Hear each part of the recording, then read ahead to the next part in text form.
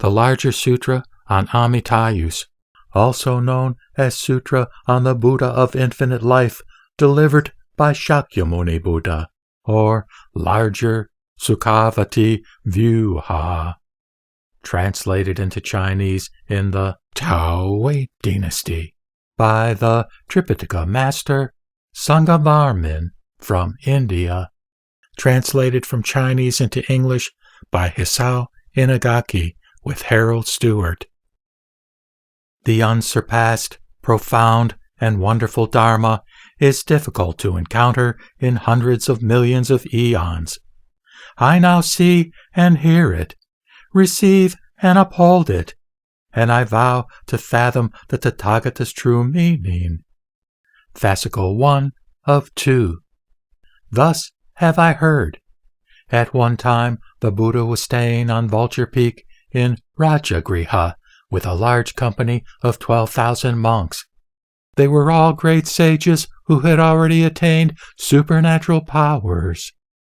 Their names included the following: Venerable Ajñata Kaundinya, Venerable Ashvajit, Venerable Vashpa, Venerable Mahanama, Venerable Bhadrajit, Venerable Vimala, Venerable Yashodeva, Venerable Subahu, Venerable Purnaka, Venerable Gavampati, Venerable Uruvirva Kashyapa, Venerable Gaya Kashyapa, Venerable Nadi Kashyapa, Venerable Maha Kashyapa, Venerable Shariputra, Venerable Mahamalgayayana, Venerable Kapina, Venerable Mahakaustila, Venerable Mahakatyayana, Venerable Mahachunda, Venerable Purna Maitra Yani Putra, Venerable Aniruddha,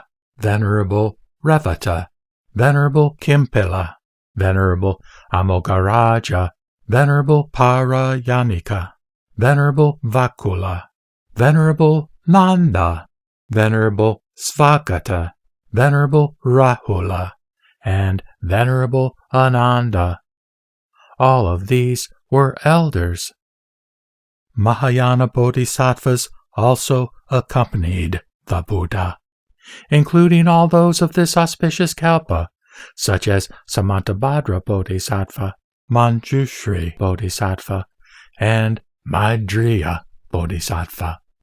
There were also the 16 lay bodhisattvas, such as Bhadrapala, as well as Profound Thought Bodhisattva, Wisdom of Faith Bodhisattva, Emptiness Bodhisattva, Bloom of Supernatural Power Bodhisattva, Hero of Light Bodhisattva, Superior Wisdom Bodhisattva, Banner of Wisdom Bodhisattva, Tranquil Ability Bodhisattva, Wisdom of Vows Bodhisattva, Sweet-Smelling Elephant Bodhisattva, Hero of Treasures Bodhisattva, Dwelling in the Center Bodhisattva, Practice of Restraint Bodhisattva, and Emancipation Bodhisattva. Each of these bodhisattvas, following the virtues of Samantabhadra Mahasattva, is endowed with the immeasurable practices and vows of the bodhisattva path and firmly dwells in all meritorious deeds. He freely travels in all the 10 directions and employs skillful means of liberation. He enters the treasury of the Dharma of the Buddhas and reaches the other shore. Throughout the innumerable worlds he attains enlightenment. First, dwelling in Tushita heaven, he proclaims the true Dharma. Having left the heavenly palace, he descends into his mother's womb. Soon after, he is born from her right side. He takes 7 steps. As he does so, an effulgence illuminates everywhere in the 10 directions, and innumerable Buddha lands quake in 6 ways. Then he utters these words: I shall become the most honored one in the world. Shakra and Brahma reverently attend him, and heavenly beings adore and worship him. He shows his ability in calculation, writing, archery, and horsemanship. He is also conversant with the divine arts and well read in many volumes. In the field outside the palace, he trains himself in the martial arts, and at court he shows that he also enjoys the pleasures of the senses. When he first encounters old age, sickness, and death, he realizes the impermanence of the world. He renounces his kingdom, wealth, and throne, and goes into the mountains to practice the way. After sending back the white horse that he has been riding, together with the jeweled crown and ornaments that he has been wearing, he takes off his magnificent clothes and puts on a Dharma robe. He cuts his hair and shaves his beard, sits upright under a tree, and strives at ascetic practices for 6 years in accord with the traditional way. Since he has appeared in the world of the 5 defilements, he behaves as the multitude. And as his body appears dirty, he takes a bath in the golden river.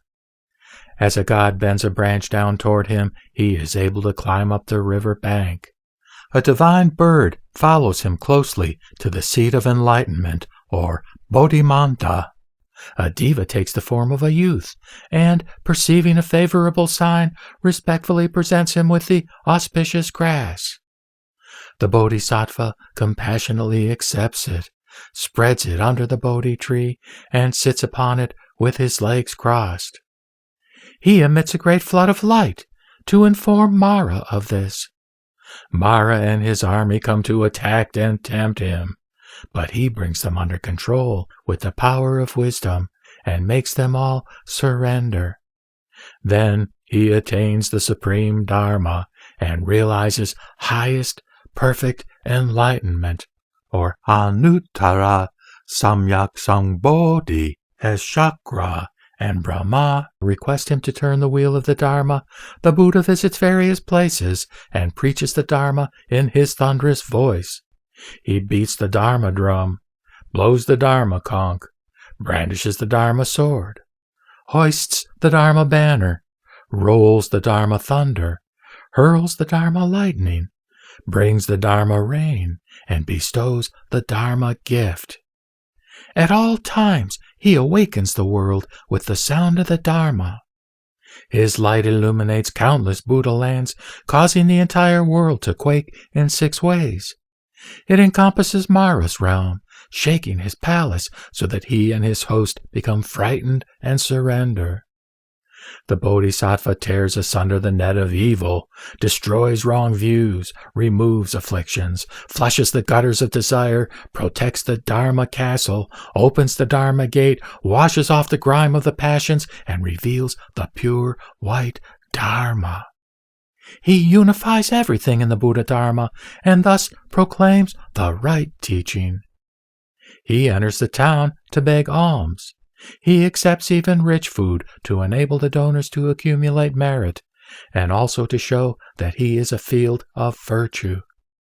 Wishing to expound the Dharma, he smiles, and so cures the 3 pains with various Dharma medicines. He teaches that the aspiration for enlightenment, bodhicitta, has immeasurable merit, and by giving predictions to bodhisattvas, he enables them to attain Buddhahood. He demonstrates that he passes into nirvana, but endlessly brings sentient beings to liberation. In removing their defilements, planting various roots of virtue, and attaining excellent merit, he displays wonderful and inconceivable works. Furthermore, each of the bodhisattvas in the assembly is able to visit various Buddha lands and expound teachings of the way. His manner of practice is pure and undefiled.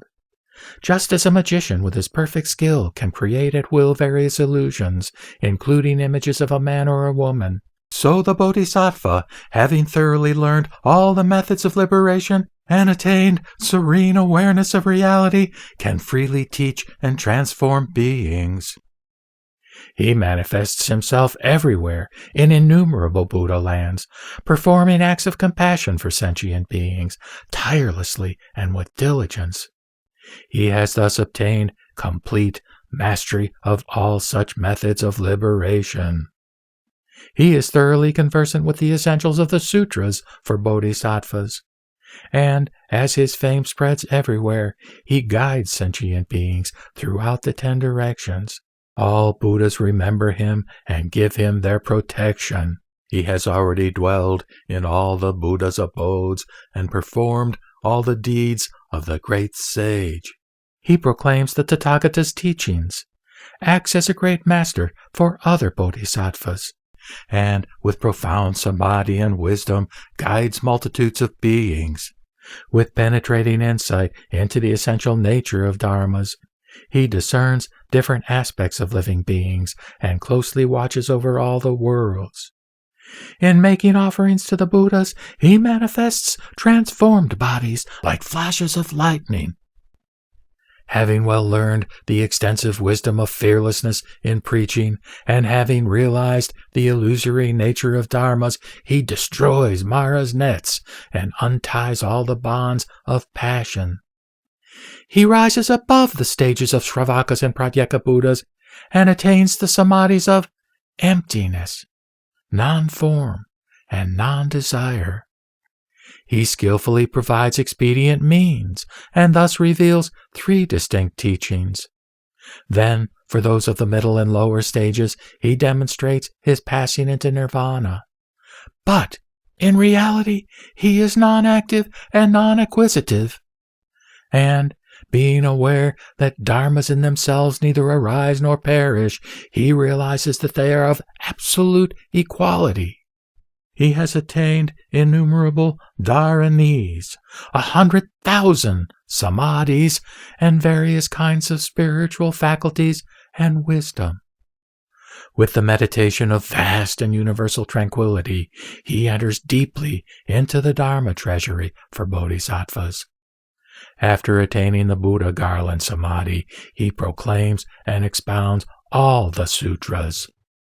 While dwelling deep in meditation, he visualizes all the innumerable Buddhas and, in an instant, visits every one of them.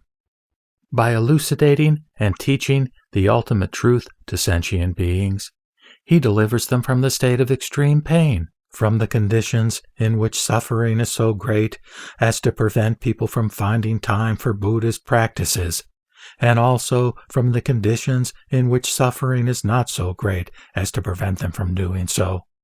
Having attained the Tathagata's thorough knowledge and eloquence, he has fluent command of languages, with which he enlightens all beings. He is above all worldly affairs, and his mind, always serene, dwells on the path of liberation. This gives him complete control over all dharmas. Without being asked to do so, he becomes a good friend to each of the multitude of beings and carries their heavy karmic burdens on his back. He upholds the Tathagata's profound Dharma treasury and protects the seeds of Buddhahood so that they may continue to multiply. Having awakened great compassion for sentient beings, he kindly expounds the teaching and endows them with the Dharma eye. He blocks the paths to the 3 evil realms, opens the gate of virtue, and, without waiting for their request, provides beings with the Dharma. He does this for the multitude of beings, just as a dutiful son loves and respects his parents. He indeed looks upon sentient beings as his own self. With such roots of virtue, all the bodhisattvas in the assembly had reached the shore of liberation. They had acquired the Buddha's immeasurable merit and attained the sacred, pure, and inconceivable wisdom. Incalculable bodhisattvas and mahasattvas such as these assembled there all at once. At that time, all the senses of the world-honored one radiated joy. His entire body appeared serene and glorious, and his august countenance looked most majestic. Having perceived the Buddha's holy intention, Venerable Ananda rose from his seat, bared his right shoulder, prostrated himself, and, joining his palms in reverence, said to the Buddha, "World-honored one, today all your senses are radiant with joy. Your body is serene and glorious, and your august countenance is as majestic as a clear mirror whose brightness radiates outward and inward. The magnificence of your dignified appearance is unsurpassed and beyond measure. I have never seen you look so superb and majestic as today. With respect, great sage, this thought has occurred to me. Today, the world-honored one dwells in the rare and marvelous Dharma. Today, the world hero dwells in the Buddha's abode.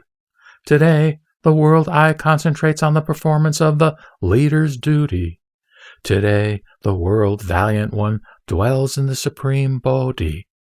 Today, the one most honored in heaven realizes the Tathagata's virtue. The Buddhas of the past, present, and future contemplate each other. How can this present Buddha not contemplate the other Buddhas? For what reason does his countenance look so majestic and brilliant? Then the world-honored one said to Ananda, Tell me, Ananda, whether some god urged you to put this question to the Buddha, or whether you asked about his glorious countenance from your own wise observation. Ananda replied to the Buddha, No god came to prompt me. I asked you about this matter of my own accord. The Buddha said, Well said, Ananda. I am very pleased with your question. You have shown profound wisdom and subtle insight in asking me this wise question out of compassion for sentient beings. As the Tathagata, I regard beings of the three worlds with boundless great compassion. The reason for my appearance in the world is to reveal teachings of the way and save multitudes of beings by endowing them with true benefits. Even in countless millions of kalpas, it is difficult to come upon and meet a Tathagata. It is as difficult as seeing an Udambara flower, which blooms very rarely. Your question is of great benefit and will enlighten all heavenly and human beings. Ananda, you should realize that the Tathagata's perfectly enlightened wisdom is unfathomable, capable of leading innumerable beings to liberation, and that his penetrating insight cannot be obstructed. With just one meal, he is able to live for 100,000 kodis of kalpas, or an incalculable and immeasurable length of time, or beyond. Even after that lapse of time, his senses will still be radiant with joy and show no signs of deterioration. His appearance will not change, and his august countenance will look just the same. The reason for this is that the Tathagata's meditation and wisdom are perfect and boundless, and he has attained unrestricted power over all dharmas. Ananda, listen carefully. I shall now expound the Dharma. Ananda replied, Yes, I will. With joy in my heart, I wish to hear the Dharma. The Buddha said to Ananda, In the distant past, innumerable, incalculable, and inconceivable kalpas ago, a Tathagata named Dipankara appeared in the world. Having taught and freed innumerable beings and led them all along the way of enlightenment, he passed into nirvana. Next appeared a Tathagata named Far-Reaching Illumination. After him came Moonlight, and then Sandalwood Incense, King of Beautiful Mountains, Crown of Mount Sumeru, Brilliant like Mount Sumeru, Color of the Moon, Right Recollection, Free of Defilement, Non-Attachment, Dragon Diva, Nocturnal Light, Peaceful and Brilliant Peak, Immovable Ground, Exquisite Beryl Flower, Golden Beryl Luster, Gold Treasury, Flaming Light, Fiery Origin, Earth-Shaking, Image of the Moon, Sound of the Sun, Flower of Freedom, Glorious Light, Miraculous Power of the Ocean of Enlightenment, Water Light, Great Fragrance, Free of Dust and Defilement, Abandoning Enmity, Flame of Jewels, Beautiful Peak, heroic stance, merit-possessing wisdom, outshining the sun and moon, beryl light of the sun and moon, supreme beryl light, highest peak, flower of enlightenment, brightness of the moon, sunlight, king of the colors of flowers, moonlight on the water, dispelling the darkness of ignorance, practice of removing hindrances, pure faith, storehouse of good, majestic glory, wisdom of the Dharma, voice of the phoenix, roar of the lion, cry of the dragon, and dwelling in the world. All these Buddhas have already passed into nirvana. Then there appeared a Buddha named Lokeshvara, the Tathagata, Arhat, fully enlightened one, possessed of wisdom and practice, well gone one, knower of the world, unsurpassed one, tamer of beings, teacher of gods and humans, an enlightened and world-honored one. At that time there was a king who, having heard the Buddha's exposition of the Dharma, rejoiced in his heart and awakened aspiration for highest perfect enlightenment. He renounced his kingdom and throne, and became a monk named Dharmachakra. Having superior intelligence, courage, and wisdom, he distinguished himself in the world. He went to see Lokeshvara Tathagata, knelt down at his feet, walked around him 3 times, keeping him always on his right, prostrated himself on the ground, and, putting his palms together in worship, praised the Buddha with these verses. The shining face of the Buddha is glorious. Boundless is his magnificence. Radiant splendor such as his is beyond all comparison. The sun, the moon, and the mani gem, though shining with dazzling brightness, are completely dimmed and obscured as if they were a pile of ink sticks. The countenance of the Tathagata is beyond compare in the whole world. The great voice of the enlightened one resounds throughout the 10 directions. His morality, learning, endeavor, absorption and meditation, wisdom and magnificent virtues have no equal. They are wonderful and unsurpassed. He meditates deeply and directly on the oceanic Dharma of all Buddhas. He knows its depth and breadth and penetrates to its farthest end. Ignorance, greed, and anger are forever absent in the world-honored one. He is the lion, the most valiant of all men. His glorious virtue is unlimited. His meritorious achievements are vast. His wisdom is deep and sublime. His light, with awe-inspiring glory, shakes the universe of 1,000 million worlds. I resolve to become a Buddha, equal in attainment to you, O Holy King of the Dharma, to save living beings from birth and death, and to lead them all to liberation.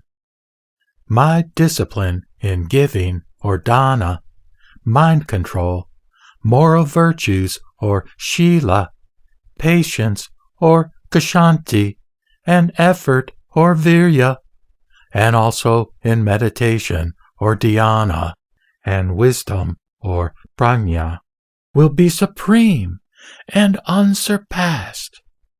I vow that, when I have become a Buddha, I shall carry out this promise everywhere, and to all fear-ridden beings shall I give great peace. Even though there are Buddhas 1,000 million kotis in number, and multitudes of great sages, countless as the sands of the Ganges River, I shall make offerings to all those Buddhas. I shall seek the supreme way, resolutely and tirelessly. Even though the Buddha lands are as incalculable as the sands of the Ganges River, and other regions and worlds are also without number, my light shall reach everywhere, pervading all those lands. Such being the result of my efforts, my glorious power will be immeasurable. When I have become a Buddha, My land shall be most exquisite, and its people wonderful and unexcelled. The seat of enlightenment will be supreme. My land, being like Nirvana itself, will be beyond comparison. I take pity on living beings and resolve to save them all. Those who come from the 10 directions will find joy and serenity of heart when they reach my land. They shall dwell in peace and happiness. I beg you, the Buddha, to become my witness and to vouch for the truth of my aspiration. Having now made my vows to you, I will strive to fulfill them. The world-honored ones in the 10 directions have unhindered wisdom. I call upon those revered ones to bear witness to my intention. Even though I must remain in a state of extreme pain, I will diligently practice, enduring all hardships with tireless vigor. The Buddha said to Ananda, having spoken these verses, Dharmachakra Bhikshu said to Lokeshvararaja Buddha, respectfully, world-honored one, I announce that I have awakened aspiration for highest perfect enlightenment. I beseech you to explain the Dharma to me fully, so that I can perform practices for the establishment of a pure Buddha land adorned with innumerable excellent qualities. So please teach me how to attain enlightenment quickly and to remove the roots of the afflictions of birth and death of all. The Buddha said to Ananda. At that time, Lokeshvararaja Buddha replied to Dharmachakra Bhikshu, you yourself should know by what practice you can establish a glorious Buddha land. The Bhikshu said to the Buddha, that is far too vast and deep for my comprehension. I sincerely beseech you, world-honored one, to explain in detail the practices by which Buddha Tathagatas established their pure lands. After I hear that, I wish to practice as instructed and so fulfill my aspirations. At that time, Lokeshvararaja Buddha recognized Dharmachakra Bhikshu's noble and high aspirations and taught him as follows. If, for example, one keeps on bailing water out of a great ocean with a pint measure, one will be able to reach the bottom after many kalpas and then obtain rare treasures. Likewise, if one sincerely, diligently, and unceasingly seeks the way, one will be able to reach one's destination. What vow is there that cannot be fulfilled? Then, Lokeshvararaja Buddha explained in detail the greater and lesser aspects of 210 kotis of Buddha lands, together with the good and evil natures of heavenly and human beings living there. He revealed them all to the Bhikshu just as he had requested. Then the Bhikshu, having heard the Buddha's exposition of the glorious Pure Lands, and also having seen all of them, resolved upon his supreme, unsurpassed vows. His mind being serene, and his aspirations free of attachment, he was unexcelled throughout the world. For 5 full kalpas, he contemplated the vows, and then chose the pure practices for the establishment of his Buddha land. Ananda asked the Buddha, how long was the lifespan of beings in the land of Lokeshvararaja Buddha? The Buddha replied, the length of life of that Buddha was 42 kalpas. He continued, after that, Dharmachakra Bodhisattva adopted the pure practices that had led to the establishment of the excellent lands of 210 kotis of Buddhas. When he had finished this task, he went to the Buddha, knelt down at his feet, walked around him 3 times, joined his palms in worship, and sat down. He then said to the Buddha, I have adopted the pure practices for the establishment of a glorious Buddha land.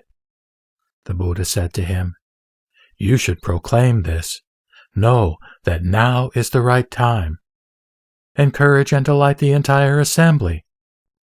Hearing this, other bodhisattvas will practice this Dharma and so fulfill their innumerable great vows.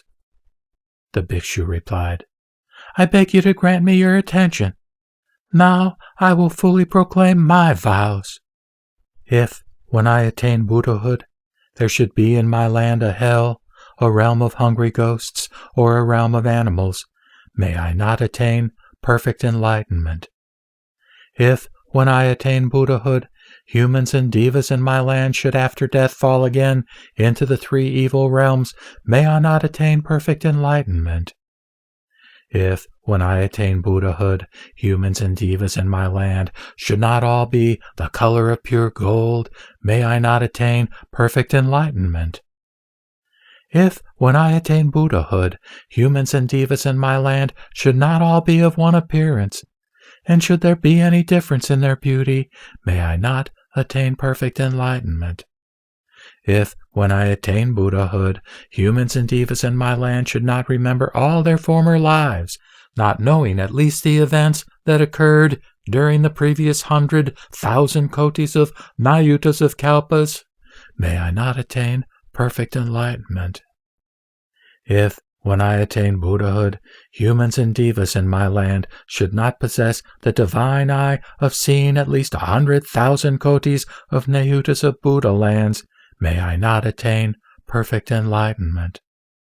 If, when I attain Buddhahood, humans and devas in my land should not possess the divine ear of hearing the teachings of at least 100,000 kotis of nayutas of Buddhas, and should not remember all of them, may I not attain perfect enlightenment. If, when I attain Buddhahood, humans and devas in my land should not possess the faculty of knowing the thoughts of others, at least those of all sentient beings living in 100,000 kotis of nayutas of Buddha lands, may I not attain perfect enlightenment. If, when I attain Buddhahood, humans and devas in my land should not possess the supernatural power of traveling anywhere in one instant, even beyond 100,000 kotis of nayutas of Buddha lands, may I not attain perfect enlightenment. If, when I attain Buddhahood, humans and devas in my land should give rise to thoughts of self-attachment, may I not attain perfect enlightenment. If, when I attain Buddhahood, humans and devas in my land should not dwell in the definitely assured stage and unfailingly reach nirvana, may I not attain perfect enlightenment. If, when I attain Buddhahood, my light should be limited, illuminating even 100,000 kotis of nayutas of Buddha lands, may I not attain perfect enlightenment. If, when I attain Buddhahood, my lifespan should be limited even to the extent of 100,000 kotis of nayutas of kalpas, may I not attain perfect enlightenment. If, when I attain Buddhahood, the number of the Shravakas in my land could be known, even if all the beings and Pratyeka Buddhas living in this universe of 1,000 million worlds should count them during 100,000 kalpas, may I not attain perfect enlightenment. If, when I attain Buddhahood, humans and devas in my land should have limited lifespans, except when they wish to shorten them in accordance with their original vows, may I not attain perfect enlightenment. If, when I attain Buddhahood, humans and devas in my land should even hear of any wrongdoing, may I not attain perfect enlightenment. If, when I attain Buddhahood, innumerable Buddhas in the lands of the 10 directions should not all praise and glorify my name, may I not attain perfect enlightenment. If, when I attain Buddhahood, sentient beings in the lands of the 10 directions who sincerely and joyfully entrust themselves to me, desire to be born in my land, and think of me even 10 times, should not be born there, may I not attain perfect enlightenment. Excluded, however, are those who commit the 5 grave offenses and abuse the right Dharma. If, when I attain Buddhahood, sentient beings in the lands of the 10 directions who awaken aspiration for enlightenment, do various meritorious deeds, and sincerely desire to be born in my land, should not, at their death, see me appear before them, surrounded by a multitude of sages, may I not attain perfect enlightenment. If, when I attain Buddhahood, sentient beings in the lands of the 10 directions, who, having heard my name, concentrate their thoughts on my land, plant roots of virtue, and sincerely transfer their merits toward my land with a desire to be born there, should not eventually fulfill their aspiration, may I not attain perfect enlightenment. If, when I attain Buddhahood, humans and devas in my land should not all be endowed with the 32 physical characteristics of a great being, may I not attain perfect enlightenment. If, when I attain Buddhahood, bodhisattvas in the Buddha lands of the other directions who visit my land should not ultimately and unfailingly reach the stage of becoming a Buddha after one more life, may I not attain perfect enlightenment. Excepted are those who wish to teach and guide sentient beings in accordance with their original vows. For they will wear the armor of great vows, accumulate merit, deliver all beings from birth and death, visit Buddha lands to perform the bodhisattva practices, make offerings to Buddha Tathagatas throughout the 10 directions, enlighten countless sentient beings as numerous as the sands of the Ganges River, and establish them in highest perfect enlightenment. Such bodhisattvas transcend the course of practice of ordinary bodhisattvas, manifest the practices of all the bodhisattva stages, and cultivate the virtues of Samantabhadra. If, when I attain Buddhahood, bodhisattvas in my land who would make offerings to Buddhas through my divine power should not be able to reach immeasurable and innumerable kotis of nayutas of Buddha lands in as short a time as it takes to eat a meal, may I not attain perfect enlightenment. If, when I attain Buddhahood, bodhisattvas in my land should not be able, as they wish, to perform meritorious acts of worshipping the Buddhas with the offerings of their choice, may I not attain perfect enlightenment. If, when I attain Buddhahood, bodhisattvas in my land should not be able to expound the Dharma with all-knowing wisdom, may I not attain perfect enlightenment. If, when I attain Buddhahood, there should be any bodhisattva in my land not endowed with the body of the Vajra god Narayana, may I not attain perfect enlightenment. If, when I attain Buddhahood, sentient beings should be able, even with the divine eye, to distinguish by name and calculate by number all the myriads of manifestations provided for the humans and devas in my land, which will be glorious and resplendent and have exquisite details beyond description, may I not attain perfect enlightenment. If, when I attain Buddhahood, bodhisattvas in my land, even those with little store of merit, should not be able to see the Bodhi tree, which has immeasurable light in countless colors and is 4 million li in height, may I not attain perfect enlightenment. If, when I attain Buddhahood, bodhisattvas in my land should not acquire eloquence and wisdom in upholding sutras and reciting and expounding them, may I not attain perfect enlightenment. If, when I attain Buddhahood, the wisdom and eloquence of bodhisattvas in my land should be limited, may I not attain perfect enlightenment. If, when I attain Buddhahood, my land should not be resplendent, revealing in its light all the immeasurable, innumerable, and inconceivable Buddha lands like images reflected in a clear mirror, may I not attain perfect enlightenment. If, when I attain Buddhahood, all the myriads of manifestations in my land, from the ground to the sky, such as palaces, pavilions, ponds, streams, and trees, should not be composed both of countless treasures that surpass in supreme excellence anything in the worlds of humans and devas, and of 100,000 kinds of aromatic wood whose fragrance pervades all the worlds of the 10 directions, causing all bodhisattvas who sense it to perform Buddhist practices, then may I not attain perfect enlightenment. If, when I attain Buddhahood, sentient beings in the immeasurable and inconceivable Buddha lands of the 10 directions who have been touched by my light should not feel peace and happiness in their bodies and minds surpassing those of humans and devas, may I not attain perfect enlightenment. If, when I attain Buddhahood, sentient beings in the immeasurable and inconceivable Buddha lands of the 10 directions who have heard my name should not gain the Bodhisattva's insight into the non-arising of all dharmas and should not acquire various profound dharanis, may I not attain perfect enlightenment.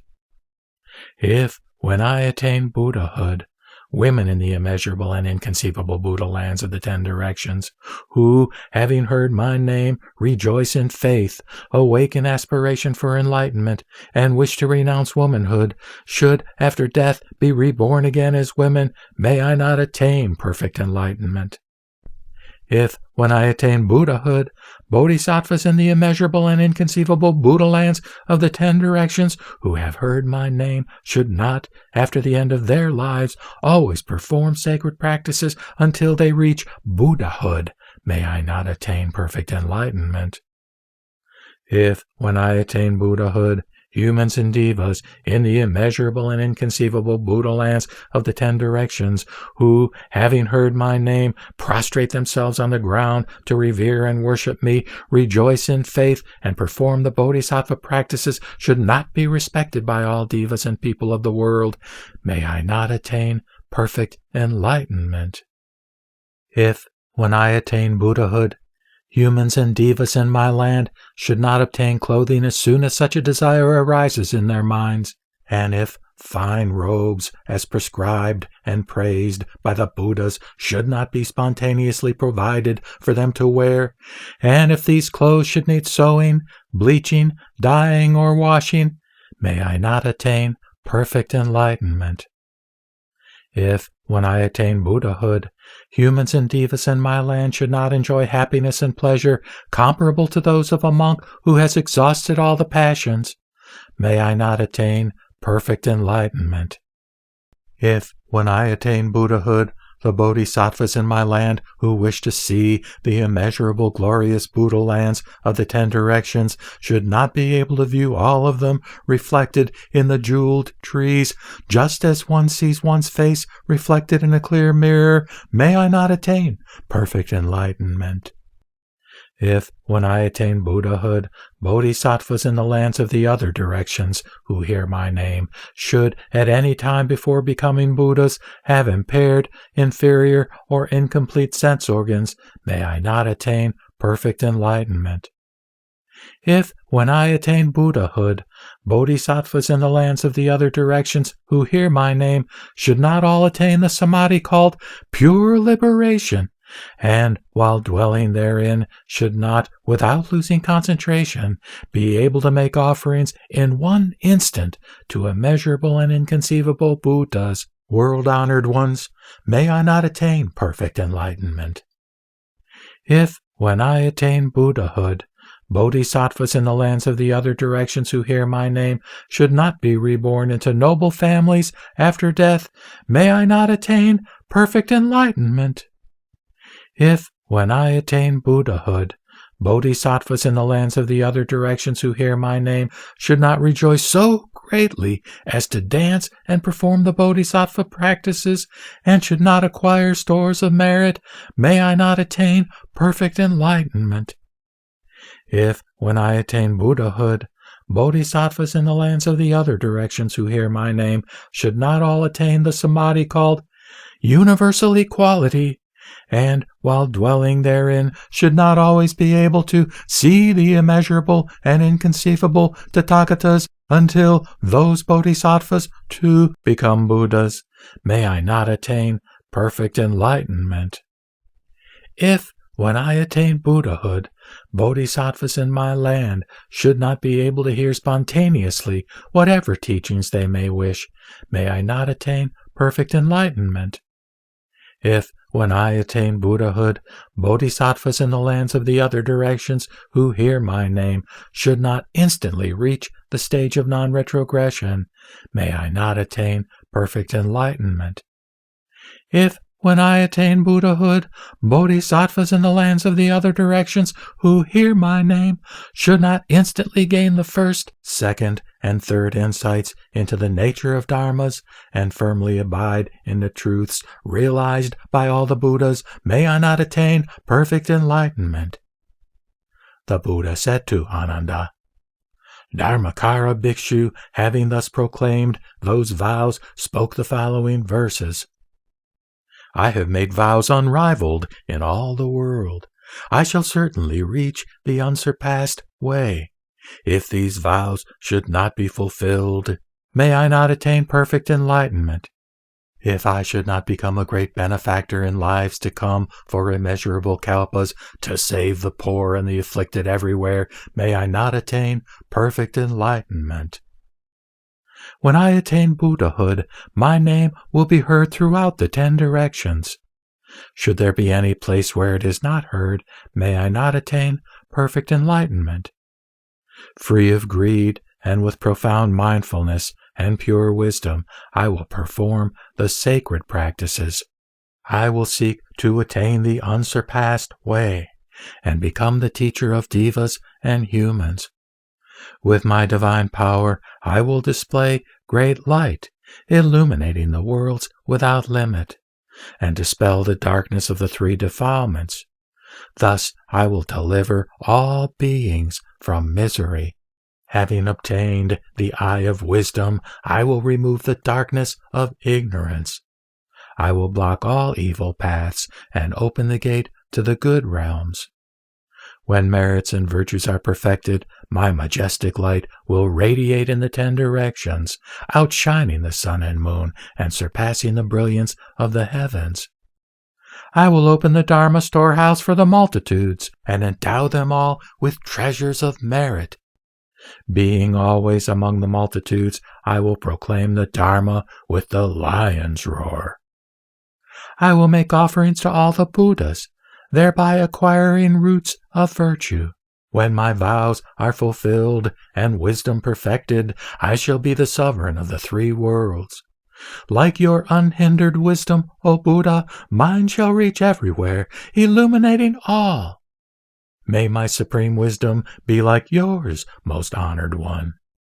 If these vows are to be fulfilled, let this universe of 1,000 million worlds quake in response, and let all the devas in heaven rain down rare and marvelous flowers. The Buddha said to Ananda, As soon as Dharmachakra Bhikshu spoke those verses, the entire earth quaked in 6 ways, and a rain of wonderful flowers fell from heaven, scattering everywhere. Spontaneous music was heard, and a voice in the sky said, Surely you will attain highest perfect enlightenment. Then Dharmachakra Bhikshu kept all those great vows, which were true, unfailing, and unsurpassed in the whole world, and intensely aspired to attain nirvana. Then Ananda, after proclaiming and establishing those universal vows in the presence of Lokeshvara Buddha before the multitude of beings, including the 8 kinds of superhuman beings, such as devas and dragon spirits, and also Mara and Brahma, Dharmachakra Bhikshu was solely intent on producing a glorious and exquisite land. The Buddha land that he sought to establish was vast in extent, unsurpassed, and supremely wonderful, always present and subject neither to decay nor change. During inconceivable and innumerable kalpas, he cultivated the immeasurable meritorious practices of the Bodhisattva path. He did not harbor any thought of greed, hatred, or cruelty, nor did he allow any ideas of greed, hatred, or cruelty to arise. He was unattached to any form, sound, smell, taste, touch, or idea. Possessed of the power to persevere, he did not avoid undergoing various afflictions. Having little desire for his own sake, he knew contentment. Without any impure thought, enmity, or stupidity, he dwelled continually in tranquil samadhi. His wisdom was unobstructable, and his mind free of falsehood and deceitfulness. With expressions of tenderness on his face, and with kindness in his speech, he spoke to others in consonance with their inner thoughts. Courageous and diligent, strong-willed and untiring, he devoted himself solely to the pursuit of the pure Dharma. thereby benefiting a multitude of beings. He revered the three treasures, respected his teachers and elders, and thus adorned his practices with a great store of merit. By so doing, he enabled sentient beings to partake of them. He dwelled in the realization that all dharmas are empty, devoid of distinctive features, and not to be sought after, and that they neither act nor arise. He thus realized that all dharmas are like magical creations. He avoided all wrong speech that would bring harm upon himself or others or both. He engaged in right speech that would bring benefit to himself or others or both. He abandoned his kingdom and renounced the throne, leaving behind wealth and sensuous pleasures. Practicing the 6 paramitas himself, he taught others to do the same. During innumerable kalpas, he accumulated merit and amassed virtues. Wherever he was born, an immeasurable store of treasure spontaneously appeared as he wished. He taught countless sentient beings and guided them on the path of highest true enlightenment. He was reborn as a rich man, a lay devotee, a member of the highest caste or of noble family or Brahmin, a Kshatriya king, a wheel-turning monarch or Chakravartin, a king of one of the 6 heavens in the world of desire, or even higher, as a Brahma king. He revered and worshipped all Buddhas by making the 4 kinds of offerings to them. The merit he thus acquired was indescribably great. Fragrance issued from his mouth as from a blue lotus flower, and every pore of his body emitted the scent of sandalwood, which permeated innumerable worlds. His appearance was majestic, and his physical characteristics and marks were truly wonderful. From his hands, inexhaustible treasures, clothes, food and drink, rare and exquisite flowers and incense, silken canopies, banners, and other ornaments were produced. In such manifestations, he was unrivaled among all heavenly and human beings. He thus attained command of all dharmas. Ananda asked the Buddha, "Has Dharmachakra Bodhisattva already attained Buddhahood and then passed into nirvana, or has he not yet attained Buddhahood? Or is he dwelling somewhere at present?" The Buddha replied to Ananda, "Dharmachakra Bodhisattva has already attained Buddhahood, and is now dwelling in a Western Buddha land called Peace and Bliss, 100,000 kotis of lands away from here." Ananda further asked the Buddha, "How much time has passed since he attained Buddhahood?" The Buddha replied, "Since he attained Buddhahood, about 10 kalpas have passed."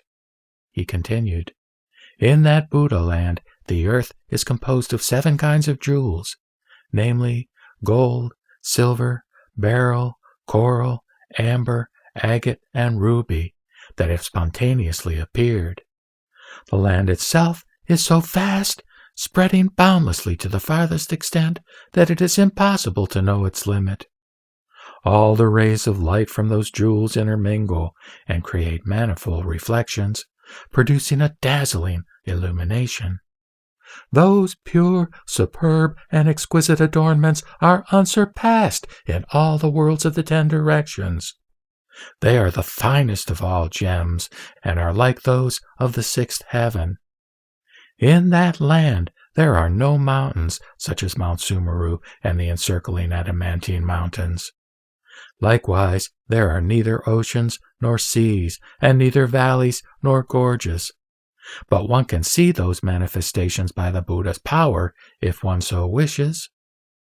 In that land there is no hell. Neither are there realms of hungry ghosts, or animals, nor other adverse conditions. Neither do the 4 seasons of spring, summer, autumn, and winter exist. It is always moderate and pleasant, never cold or hot." Then Ananda asked the Buddha, If, world-honored one, there is no Mount Sumeru in that land, what sustains the heaven of the 4 kings and the heaven of the 33 gods? The Buddha said to Ananda, what sustains Yama, which is the 3rd heaven of the world of desire, and other heavens up to the highest heaven of the world of form? Ananda answered, the consequences of karma are inconceivable.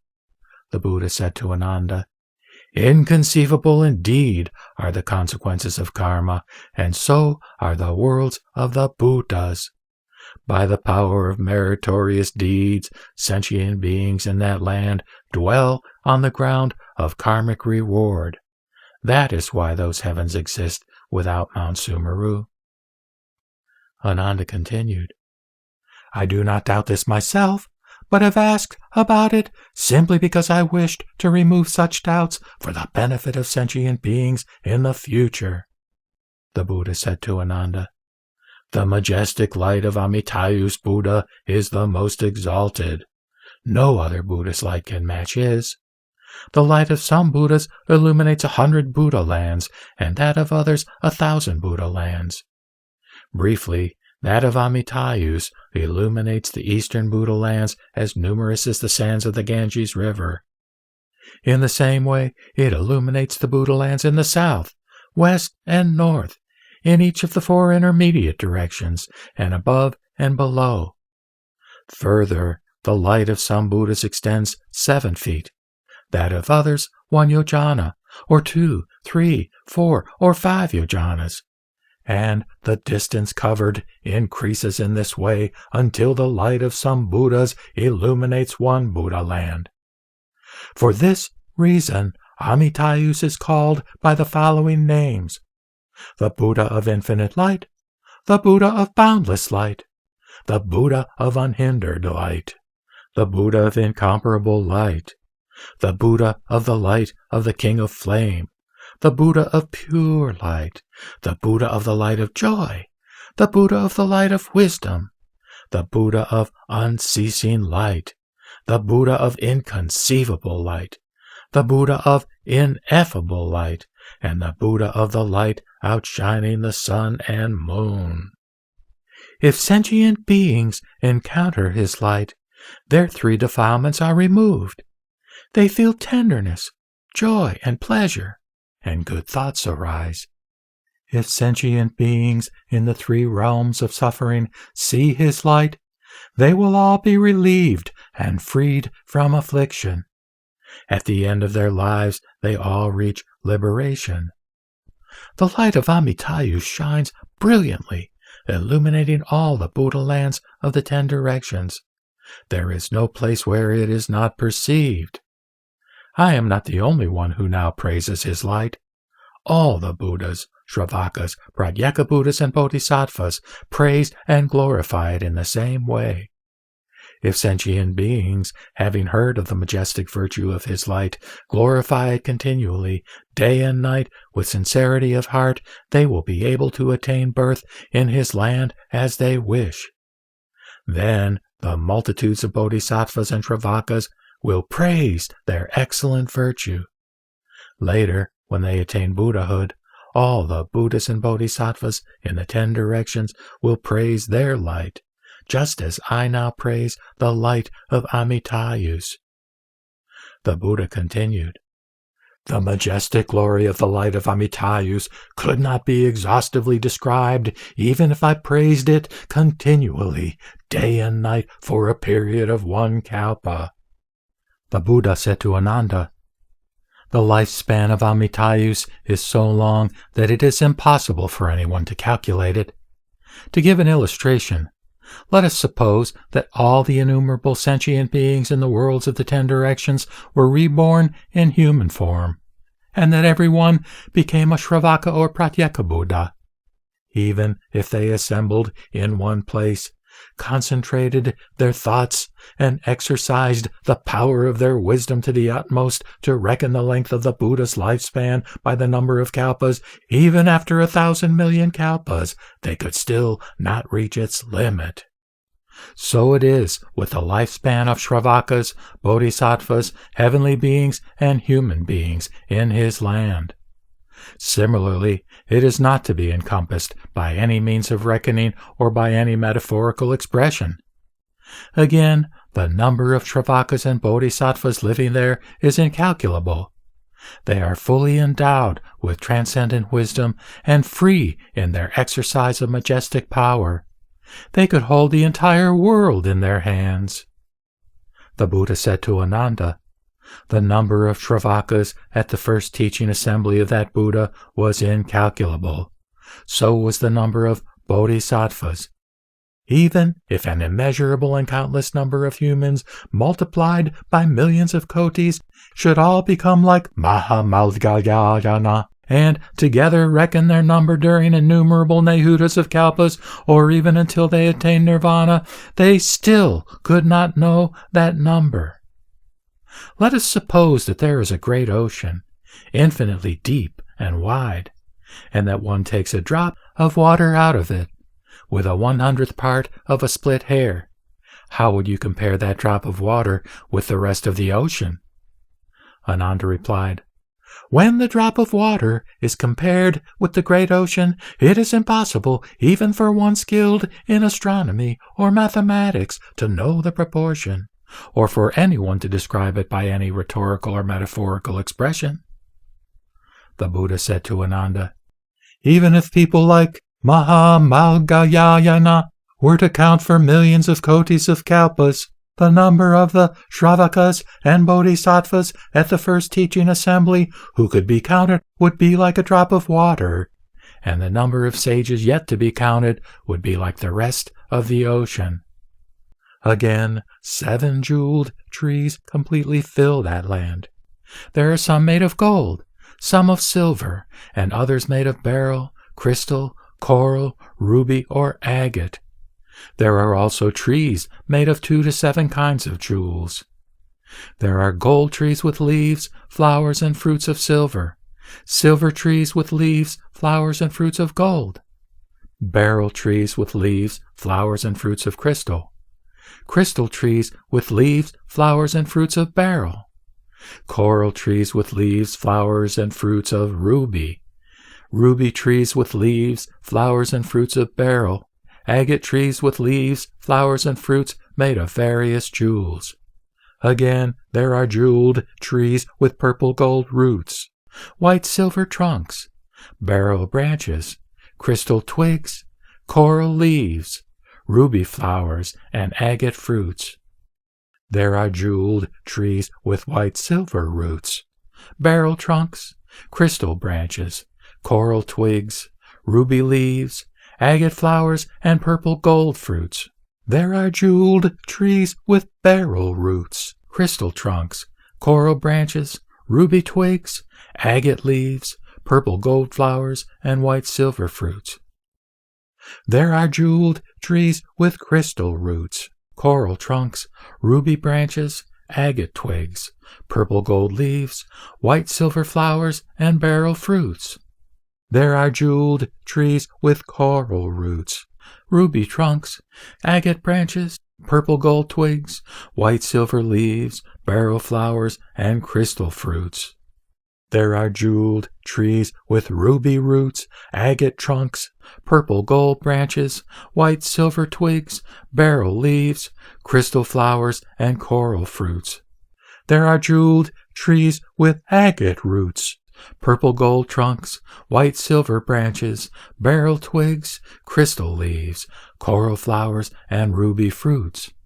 These jeweled trees are in parallel rows.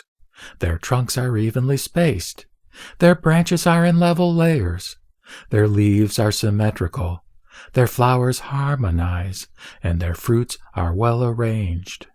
The brilliant colors of these trees are so luxuriant that it is impossible to see them all. When a fresh breeze wafts through them, exquisite sounds of the pentatonic scales, such as gong and shang, spontaneously arise and make symphonic music.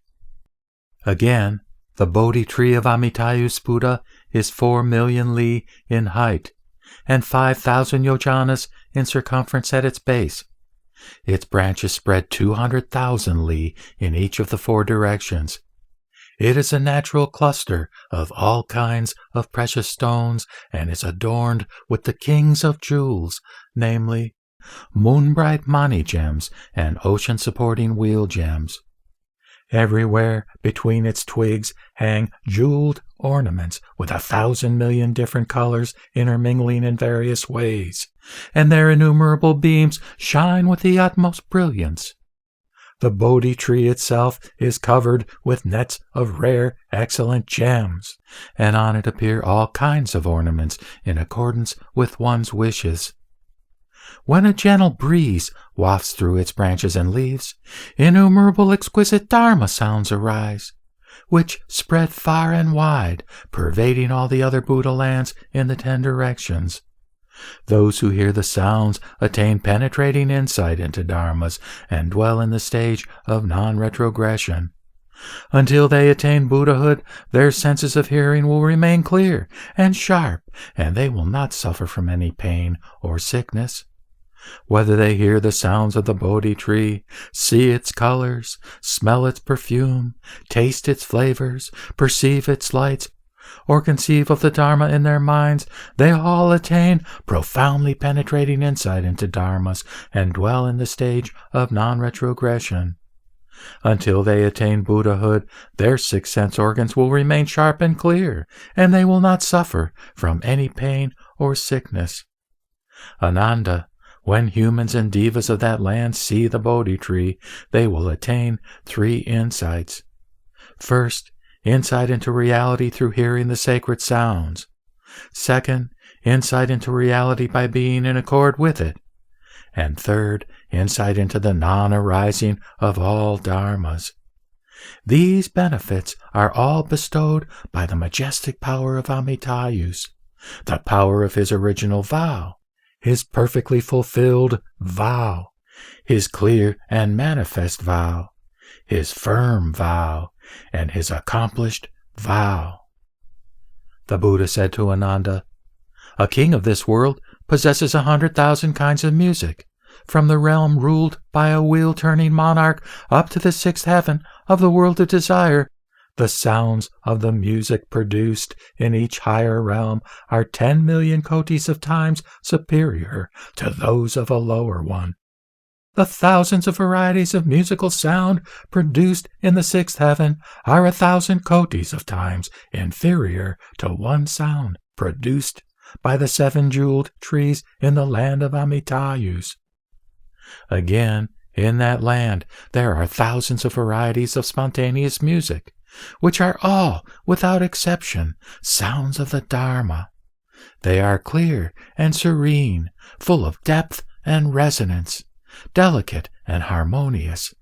They are the most excellent sounds in all the worlds of the 10 directions. Again, the halls, monasteries, palaces, and pavilions are spontaneous apparitions, all adorned with the 7 kinds of jewels and hung with curtains of various other jewels, such as pearls and moon-bright mani gems. Inside and out, to right and left, are bathing ponds. Some of them are 10 yojanas in length, breadth, and depth. Some are 20 yojanas, others 30, and so on, until we come to those measuring 100,000 yojanas in length, breadth, and depth. They are full to the brim with the water that possesses the 8 excellent qualities, clear, fragrant, and tasting like nectar. There are golden ponds with beds of silver sand, silver ponds with beds of golden sand, crystal ponds with beds of beryl sand, beryl ponds with beds of crystal sand, coral ponds with beds of amber sand, amber ponds with beds of coral sand, agate ponds with beds of ruby sand, ruby ponds with beds of agate sand, white jade ponds with beds of purple gold sand, purple gold ponds with beds of white jade sand. Others are composed of 2 to 7 jewels.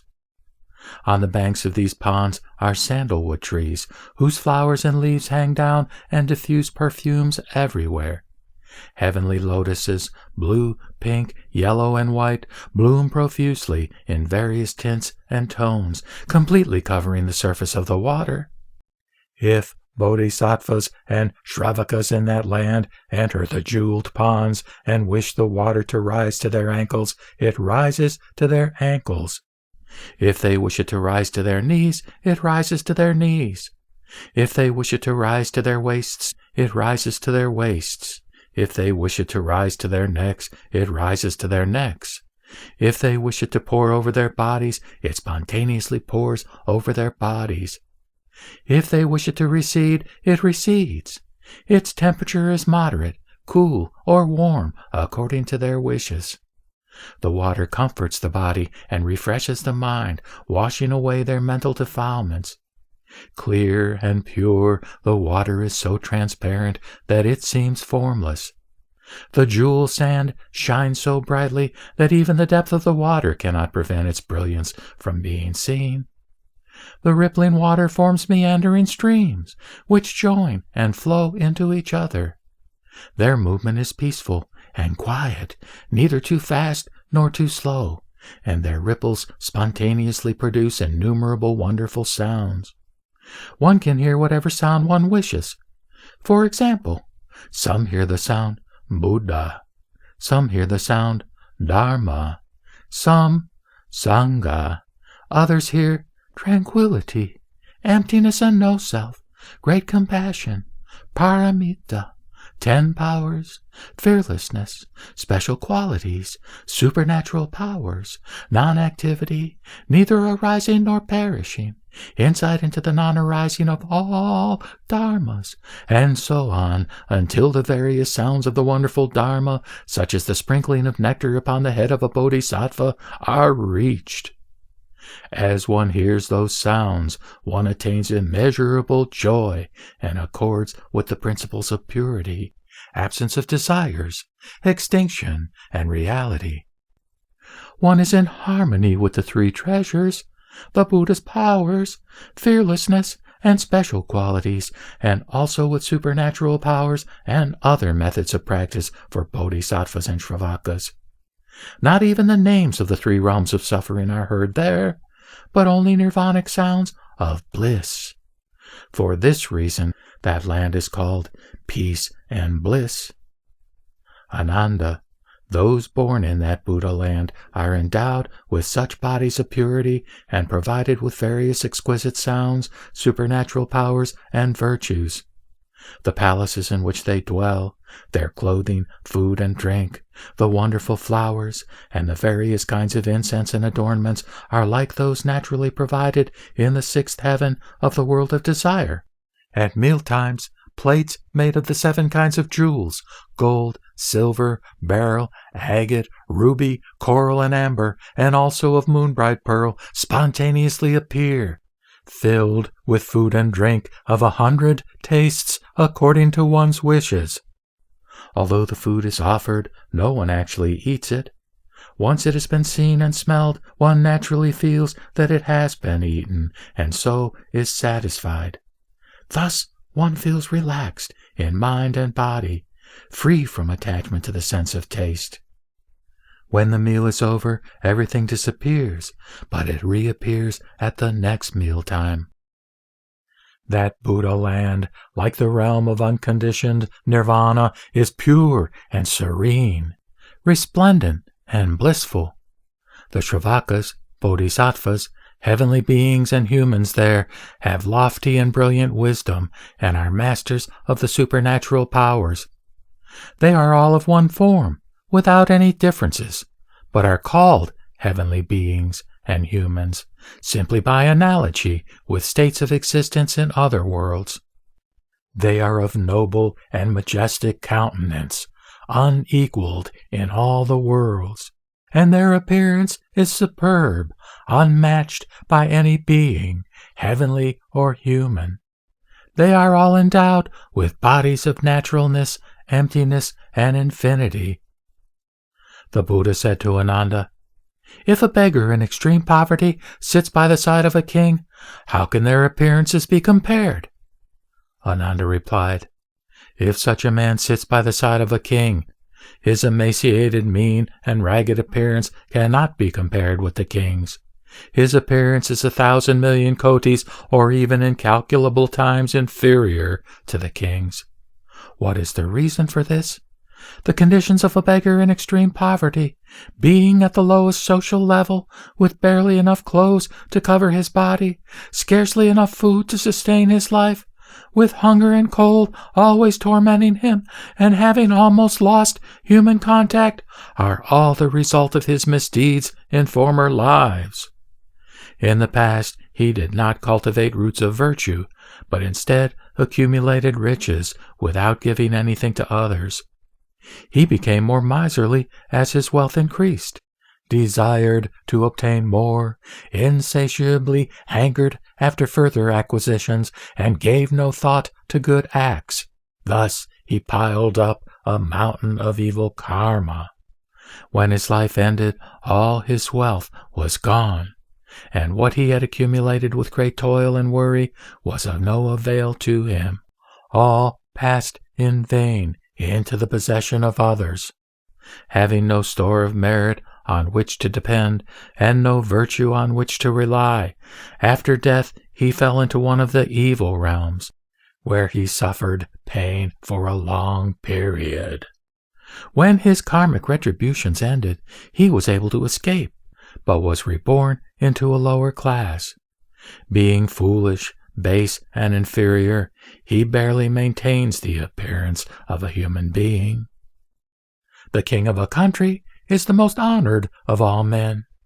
This is the reward for virtues accumulated in former lives, in which he, with a compassionate heart, gave generously to many, saved people from suffering through kindness and benevolence, performed good deeds with sincerity, and never disputed with others.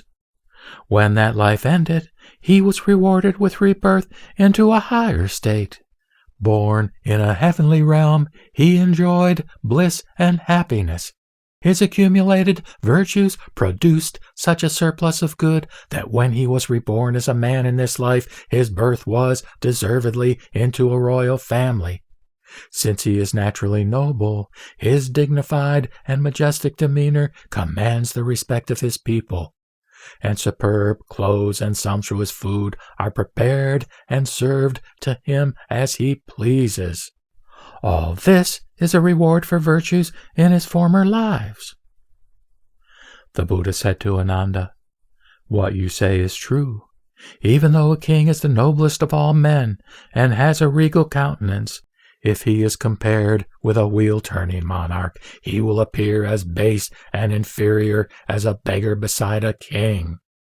Likewise, however excellent and unrivaled the majestic appearance of such a monarch may be, if he is compared with the Lord of the Heaven of the 33 gods, he will also appear incomparably inferior, even 10,000 kotis of times more so.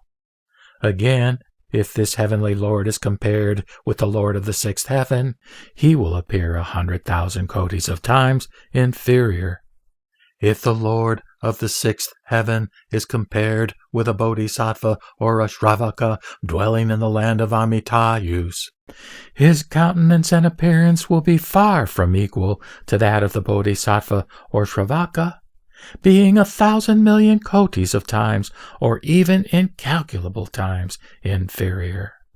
The Buddha said to Ananda, "Devas and humans in the land of Amitayus are each provided with robes, food and drink, flowers, perfume, ornaments, silken canopies, and banners, and are surrounded by exquisite sounds. Their abodes, palaces, and pavilions are exactly in accordance with the size of their bodies. 1, 2, or even innumerable jewels appear before them as soon as they wish. In addition, beautiful jeweled fabric covers the ground where all the devas and humans walk. In that Buddha land there are innumerable jeweled nets, all adorned with skeins of gold thread, pearls, and 100,000 kinds of rare and marvelous treasures. All around the nets hang jeweled bells of the utmost beauty, which shine brilliantly. When a natural breeze of virtue arises and gently blows, it is moderate in temperature. neither cold nor hot, and refreshing and soft to the senses. It moves neither too slowly nor too quickly. When the breeze wafts over the nets and the various jeweled trees, countless excellent sounds of the Dharma are heard, and 10,000 kinds of delicate fragrances of virtue are diffused. If one smells those fragrances, one's impurities and passions spontaneously cease to arise. If touched by the breeze itself, one enjoys the same pleasure as a monk who has entered the samadhi of extinction. Again, as the breeze blows, flowers are scattered throughout the Buddha land. They spontaneously divide into different colors, not mixed together. They are soft and pleasant to touch, glow brilliantly, and diffuse rich fragrances. When one's foot is placed on them, they sink down 4 inches, but when the foot is lifted, they rise to their former level. When the flowers have served their purpose, the earth opens up and they vanish, leaving the ground clean and without trace of them. At the right moment, 6 times a day, the breeze wafts, scattering the flowers in this way. Moreover, lotus flowers of various jewels filled the land. Each has 100,000 kotis of petals with lights of numerous colors. Green lotuses glow with a green light, white ones with a white light, and likewise dark blue, yellow, red, and purple lotuses glow with lights of their respective colors. The brilliance of these lights is so magnificent that it outshines the sun and moon. Each flower emits 3,600,000 kotis of rays of light, each sending forth 3,600,000 kotis of Buddhas. The bodies of these Buddhas are purple gold, and their physical characteristics and marks are superb beyond compare. Each Buddha emits 100,000 rays of light and expounds the wonderful Dharma to beings in the 10 directions, thus setting innumerable beings on the right path of the Buddha. Fascicle 2 of 2. The Buddha said to Ananda, "Sentient beings who are born in that Buddha land all reside among those assured of nirvana. The reason is that in that land there are neither beings who are destined to adverse conditions, nor those whose destinies are uncertain. All Buddha Tathagatas in the 10 directions, as numerous as the sands of the Ganges River, together praise the inconceivable supernal virtue of Amitayus. All sentient beings who, having heard his name, rejoice in faith, think of him even once, and sincerely transfer the merit of virtuous practices to that land, aspiring to be born there, will attain birth and dwell in the stage of non-retrogression. But excluded are those who have committed the 5 grave offenses and abused the right Dharma." The Buddha said to Ananda, "Devas and humans in the worlds of the 10 directions who sincerely aspire to be born in that land can be classified into 3 grades. The higher grade of aspirants are those who leave their homes and abandon worldly desires to become monks. Having awakened aspiration for enlightenment, they single-mindedly think of Amitayus and perform meritorious practices, aspiring to be born in his land. When they are about to die, Amitayus, together with a host of sages, will appear before them. Then they will follow him and attain birth in his land. At once they will be born by transformation spontaneously from within 7 jeweled lotus flowers. They will dwell in the stage of non-retrogression, attain steadfast wisdom, and be capable of freely exercising supernatural powers. For this reason, Ananda, sentient beings who wish to see Amitayus while in this world should awaken aspiration for highest enlightenment, perform meritorious deeds, and aspire to be born in his land." The Buddha said to Ananda, "The middle grade of aspirants are the devas and humans in the worlds of the 10 directions who sincerely desire to be born in that land. Although unable to become monks and cultivate much merit, they awaken aspiration for the highest enlightenment, Single-mindedly think of Amitayus. Perform some good deeds. Observe the precepts of abstinence. Build stupas. Donate Buddhist statues. Give alms to mendicants. Hang banners. Light candles. Scatter flowers. Burn incense, and so forth. They transfer the merit of those practices to his land, aspiring to be born there. When they are about to die, Amitayus will manifest his transformed body, which is fully possessed of the same radiance and physical characteristics and marks as those of the real Buddha, and make it appear before them, together with a host of sages. Then they will follow this transformed Buddha and be born in the Pure Land, where they will dwell in the stage of non-retrogression. Their virtue and wisdom will be next to those of the higher grade of aspirants. The Buddha said to Ananda, "The lower grade of aspirants are the devas and humans in the worlds of the 10 directions who sincerely desire to be born in that land. Although unable to do many meritorious deeds, they awaken aspiration for highest enlightenment, and single-mindedly think of Amitayus even 10 times, desiring birth in his land. When they hear the profound Dharma, they joyfully accept it and do not entertain any doubt. And so, thinking of the Buddha even once, they sincerely aspire to be born in that land. When they are about to die, they will see the Buddha in a dream. Those aspirants, too, will be born in the Pure Land. Their merit and wisdom will be next to those of the middle grade of aspirants." The Buddha said to Ananda, "The majestic virtue of Amitayus is boundless. All the innumerable, countless, and inconceivable Buddha Tathagatas in the worlds of the 10 directions praise him. Innumerable and countless bodhisattvas in the Buddha lands of the eastern direction, as numerous as the sands of the Ganges River, all, without exception, visit Amitayus in order to worship and make offerings to him and to the assembly of bodhisattvas and shravakas. Having heard the teaching, they expound it to lead people into the path of the Buddha. As in the eastern direction, so it is in the southern, western, and northern, as well in the 4 intermediate directions, and above and below." Then the world-honored one spoke the following verses. "In the eastern direction there are Buddha lands as numerous as the sands of the Ganges River. Bodhisattvas dwelling in those lands go to pay homage to Amitayus, the Enlightened One.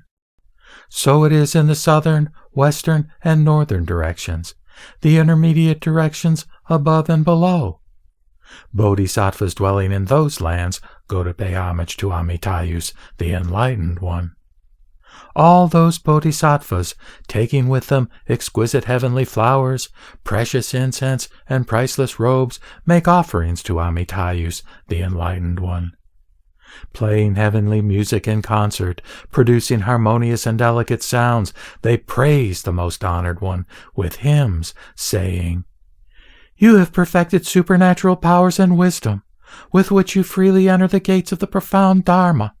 You also possess stores of merit and virtue, and unparalleled supreme knowledge. Illuminating the world with the sun of wisdom, you disperse the clouds of birth and death.' Having reverently walked round him 3 times, the bodhisattvas pay homage to the unsurpassed one. Having seen the glorious Pure Land, wonderfully resplendent, they are led to awaken supernal aspiration and wish their lands to be like his.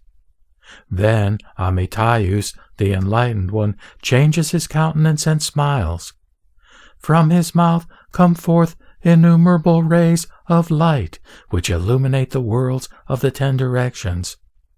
These rays of light return, encircle his body 3 times, and enter the crown of his head. All devas and humans are delighted to see this and are filled with great joy. Avalokiteshvara, the exalted being, having respectfully arranged his clothes and bowed his head, asked the Buddha, 'Why are you smiling?' 'Reverently I inquire, please tell me why.' The Buddha's majestic voice was like thunder, producing wonderful sounds in the 8 qualities of voice. Because I am about to give predictions to the Bodhisattvas, I shall now explain to you. Listen carefully. I am fully aware of the vows of the Bodhisattvas who come from 10 directions. They seek to glorify their pure lands. After receiving my predictions, they will become Buddhas. While realizing that all dharmas are like a dream, an illusion, or an echo, they will fulfill their excellent vows and surely establish pure lands such as this. Knowing that dharmas are like a flash of lightning or a shadow, they will pursue the bodhisattva path to its end and amass a store of merit. After receiving my predictions, they will become Buddhas. While thoroughly knowing that the nature of all dharmas is empty and without substance, they will single-mindedly seek to produce their pure lands and will surely establish lands such as this. The Buddhas tell the Bodhisattvas to go and pay homage to the Buddha of the land of peace and provision. Listen to his teaching, joyfully receive and practice it, and then quickly reach the realm of purity. When you go to his glorious Pure Land, you will instantly acquire supernatural powers. Having, without fail, received predictions from Amitayus, you will attain perfect enlightenment. By the power of that Buddha's original vows, all who hear his name and desire birth will, without exception, be born in his land and effortlessly enter the stage of non-retrogression. Bodhisattvas, if you make vows that your lands will be like this, while aspiring to save all beings everywhere, your name will be renowned throughout the 10 directions. In order to serve millions of Tathagatas, you can assume various forms and fly to those lands. After worshipping them with joyful hearts, you will return to the land of peace and provision. Without a store of good from former lives, one cannot hear this sutra. But those who have strictly observed the precepts can hear the right Dharma. One who has met a world-honored one in the past can accept this teaching. Such a person respectfully worships, hears, and upholds it, and rejoices so greatly as to dance. Arrogant, corrupt, and indolent people cannot readily accept this teaching. But those who have met Buddhas in their former lives rejoice to hear it. Neither Sravakas nor Bodhisattvas are able to know the sage's mind exhaustively. They are like those who are born blind and yet wish to guide others. The ocean of the Tathagata's wisdom is deep, vast, and boundless. Even sages of the Hinayana cannot fathom it. Only the Buddha clearly knows it. Let us suppose that all human beings, without exception, have attained enlightenment, and with pure wisdom realized original emptiness, even if they pondered the Buddha's wisdom for myriads of kalpas, and expounded it with the utmost effort all through their lives, they would not come to exhaustive knowledge of it. The Buddha's wisdom is thus limitless and pure to its depths. To obtain human life is difficult in the extreme. To meet a Buddha in this world is also difficult. It is difficult, too, for a person to attain faith and wisdom. Once you have heard the Dharma, strive to reach its heart. If you have heard the Dharma and do not forget it, but adore and revere it with great joy, you are my good friend. For this reason, you should awaken aspiration for enlightenment. Even if the whole world is on fire, be sure to pass through it to hear the Dharma. Then you will surely enter the Buddha's enlightenment, and everywhere deliver beings from the river of birth and death. The Buddha said to Ananda, all the bodhisattvas in the land of Amitayus will ultimately attain the stage of becoming a Buddha after one more life. Excepted are those who have made original vows for the sake of sentient beings, resolving to cultivate the merit of realizing their great vows to save all sentient beings. Ananda, Each Shravaka in the Buddha land of Amitayus emits a light for 1 fathom around his body. The light of a bodhisattva shines 100 yojanas. There are 2 bodhisattvas who are the most dignified. Their majestic light reaches everywhere in the universe of 1,000 million worlds. Ananda asked, "What are the names of those 2 bodhisattvas?" The Buddha replied, "One is called Avalokiteshvara, and the other Mahastamaprapta. They had both performed bodhisattva practices in this world, and at the end of their lives were born by transformation in that Buddha land. Ananda, the sentient beings born there, all fully possess the 32 physical characteristics of a great being, as well as perfect wisdom, with which they penetrate deeply into the nature of all dharmas and reach their subtle essence. Their supernatural powers know no obstruction, and their physical senses are sharp and clear. The bodhisattvas of lesser capacities attain 2 insights. Those with superior capacities attain innumerable merits through the insight into the non-arising of all dharmas. Those bodhisattvas will not be subject to rebirth in evil realms before they become Buddhas. Excepted are those who seek birth in the worlds of other directions during the turbulent period of the 5 defilements, manifesting their forms in the likeness of the beings there, as in this world. They can freely exercise supernatural powers and always remember their former lives." The Buddha said to Ananda, "By the Buddha's power, bodhisattvas of that land go to innumerable worlds of the 10 directions, in as short a time as it takes to eat a meal, in order to pay homage and make offerings to the Buddhas and world-honored ones. If those bodhisattvas so wish, countless and innumerable offerings, such as flowers, incense, music, silken canopies, and banners, spontaneously appear before them as soon as they are imagined. They are rare and marvelous, unlike anything in this world. They are, accordingly, offered to the assemblies of Buddhas, Bodhisattvas, and Shravakas. The flowers remain in the sky and gather into canopies. Their brilliance is dazzling, and their fragrance pervades everywhere. The flower canopies range in size from those of 400 li in circumference up to those large enough to cover the universe of 1,000 million worlds. As new flower canopies appear, old ones disappear. These bodhisattvas all rejoice together, and, while poised in mid-air, play heavenly music and praise the virtues of the Buddhas with hymns accompanied by wonderful sounds. They listen to the Dharma and attain immeasurable joy. After thus worshipping the Buddhas, they quickly return home to the Pure Land before their meal." The Buddha said to Ananda, "When Amitayus preaches the Dharma to Shravakas and Bodhisattvas, they all assemble in the 7-jeweled lecture hall. There he fully expounds the teachings of the way and proclaims the wonderful Dharma. The whole audience rejoices, comprehends, and attains enlightenment. At that time, a breeze spontaneously arises in each of the 4 directions and wafts over the jeweled trees, producing sounds of the pentatonic scales and causing innumerable exquisite flowers to fall like rain and scatter everywhere. Natural ways of glorification such as these are endlessly repeated.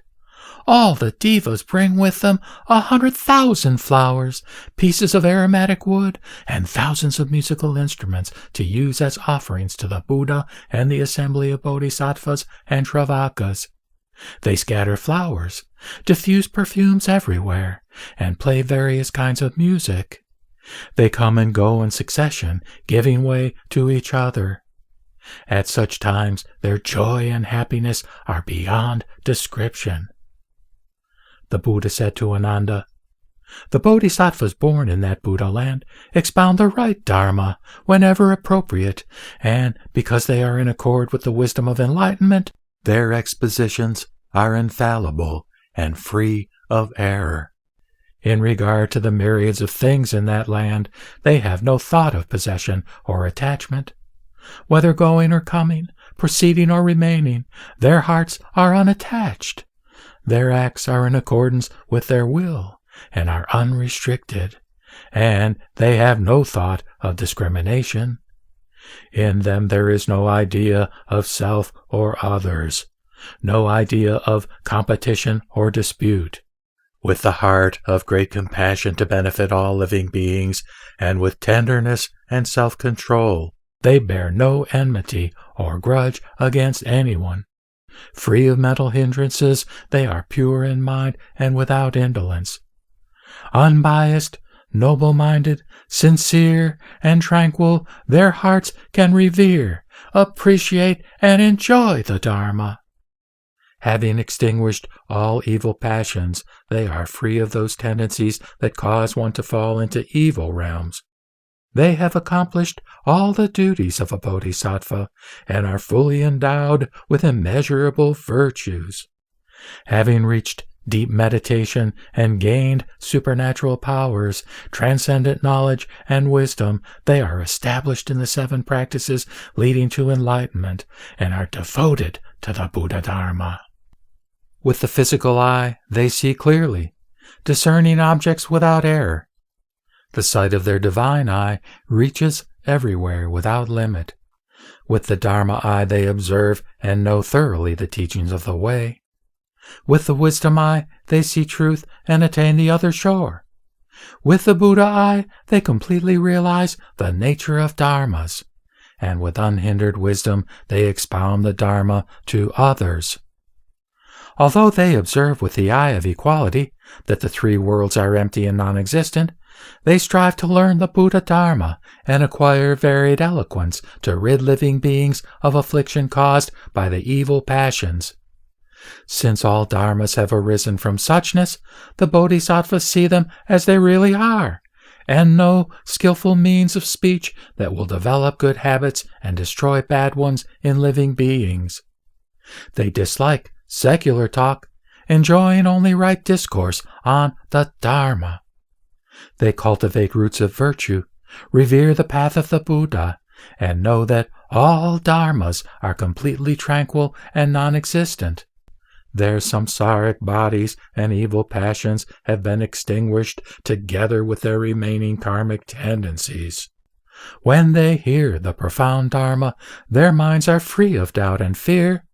They are always able to cultivate great compassion, which is deep and subtle, embracing everything like the sky and bearing all like the earth. Having reached the end of the single path, they have gone to the other shore. Since they have cut the net of doubt, wisdom arises in their minds. Within the Buddha Dharma, there is nothing that they do not comprehend. Their wisdom is like the ocean, and their samadhi is like the king of mountains. The light of their wisdom, being brilliant and pure, outshines the sun and moon. They are in complete possession of the pure, undefiled Dharma. They are like the Himalayas, because the brilliance of their virtues is reflected evenly and clearly. They are like the great earth, because they have no discriminative thoughts, such as pure or impure, beautiful or ugly. They are like pure water, because they wash away afflictions and defilements. They are like the king of fire, because they burn the firewood of all evil passions. They are like a great wind, because they travel throughout the worlds without hindrance. They are like the sky, because they have no attachments. They are like lotuses, because nothing in the world can defile them. They are like a great vehicle, because they carry the multitude of beings out of birth and death. They are like a heavy cloud, because they cause the great thunder of the Dharma to roar and awaken the unenlightened. They are like a great rain, because they cause the nectar of the Dharma to fall like rain showers to nourish living beings. They are like the encircling adamantine mountains, because demons and non-Buddhists cannot move them. They are like the king of the Brahma heaven because they are foremost in the performance of various good deeds. They are like the Nyagroda tree because they afford shelter to all beings. They are like the Udambara flower because they rarely appear in the world and are difficult to encounter. They are like the gold-winged Garuda because they subdue non-Buddhists. They are like a flock of playful birds because they do not store things. They are like the king of bulls because they are invincible. They are like the king of elephants because they conquer adversaries. They are like the king of lions because they fear nothing. They are like the vast sky because their great compassion reaches everywhere without discrimination. They have destroyed envy by not being envious of the superiority of others. With single-heartedness they seek the Dharma tirelessly. Always desiring to expound the doctrine, they never grow weary. Striking Dharma drums and hoisting Dharma banners, they cause the sun of wisdom to shine forth and dissipate the darkness of ignorance. They perform the 6 acts of accord and respect, and always provide others with the gift of the Dharma. Strong-willed and diligent, their determination never falters. Thus they become lamps for the world and fields of supreme merit. They always become teachers and harbor no thought of discrimination, aversion, or attachment. They seek only the right path, finding neither joy nor sorrow in other matters. They extract thorns of passion and give peace of mind to multitudes of beings. Because of their merit and wisdom, there is no one who does not revere them. They have destroyed the hindrance of the 3 defilements and mastered the supernatural powers. They also possess the power of good karma from their former lives, the power of guiding others, of the will, of vows, of employing skillful means, of continuous practice, of doing good, of meditation, of wisdom, and of hearing the Dharma widely. They also possess the power of the 6 paramitas, giving or dana, morality or shila, patience or kshanti, effort or virya, meditation or dhyana, and wisdom or prajna, and the power of right mindfulness, concentration, contemplation, the supernatural faculties, and transcendent knowledge, the power to tame and train living beings in the right way, as well as other powers. Fully possessed of all the physical characteristics and marks, virtues and eloquence, they have no equals. They revere and worship innumerable Buddhas, and are, in turn, always praised by them. They have completed the Bodhisattva's course of paramitas and practiced the samadhis of emptiness, non-form, and non-desire, the samadhi of non-arising, non-perishing, and many other samadhis. They have gone far beyond the stages of Shravakas and Pratyeka Buddhas. Ananda, Bodhisattvas of that land have innumerable virtues such as these, of which I have given you only an outline. If I were to expound them in full detail, 1,000 million kalpas would not be long enough to do so. The Buddha said to Maitreya Bodhisattva and to devas and humans, "The virtue and wisdom of Shravakas and Bodhisattvas in the land of Amitayus are indescribable. That land is sublime, blissful, serene, and pure. Why do you not diligently practice good, reflect on the naturalness of the way, and realize that it is above all discrimination and is boundlessly pervasive? You should each make a great effort to attain it. Strive to escape from samsara and be born in the land of peace and provision. Then, the causes of the 5 evil realms having been destroyed, they will naturally cease to be, and so you will progress unhindered in your pursuit of the way. The Pure Land is easy to reach, but very few actually go there. It rejects no one, but naturally and unfailingly attracts beings.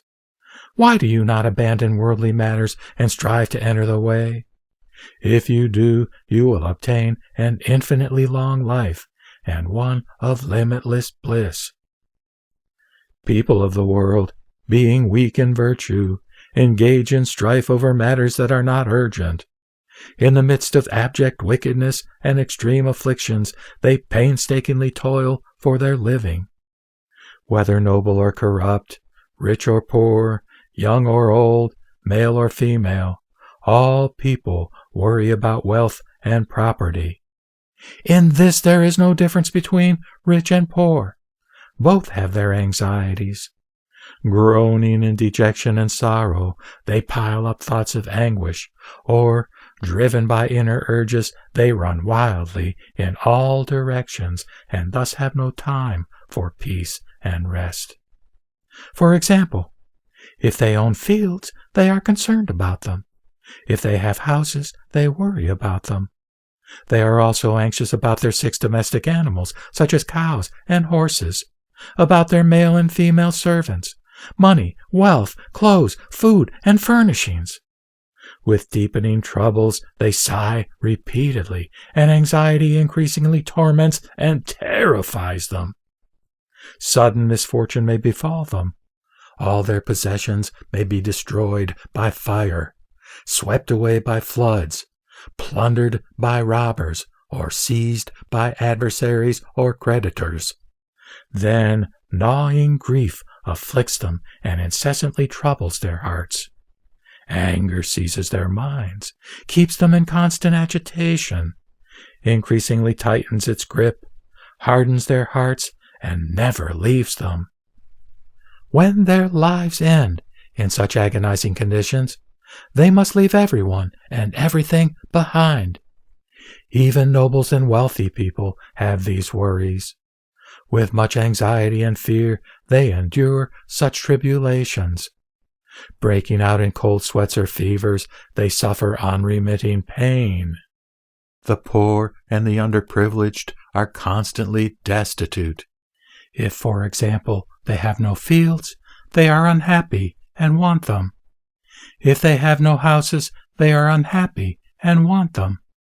If they have none of the 6 domestic animals, such as cows and horses, or if they have no male or female servants, or lack money, wealth, clothes, food, or furnishings, they are unhappy and want those as well.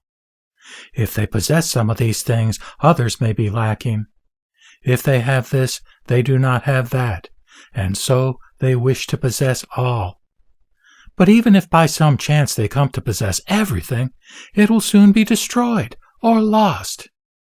Then, dejected and sorrowful, they may strive to obtain such things again, but it may be impossible. Brooding over this is to no avail. Exhausted in mind and body, they become restless in all their activities, and anxieties follow on their heels. Such are the troubles they must endure. Breaking out in cold sweats or fevers, they suffer unremitting pain. Such conditions may result in the sudden end of their lives or an early death. Since they have not done any good in particular, nor followed the way, nor acted virtuously, when they die they will depart alone to an inferior world.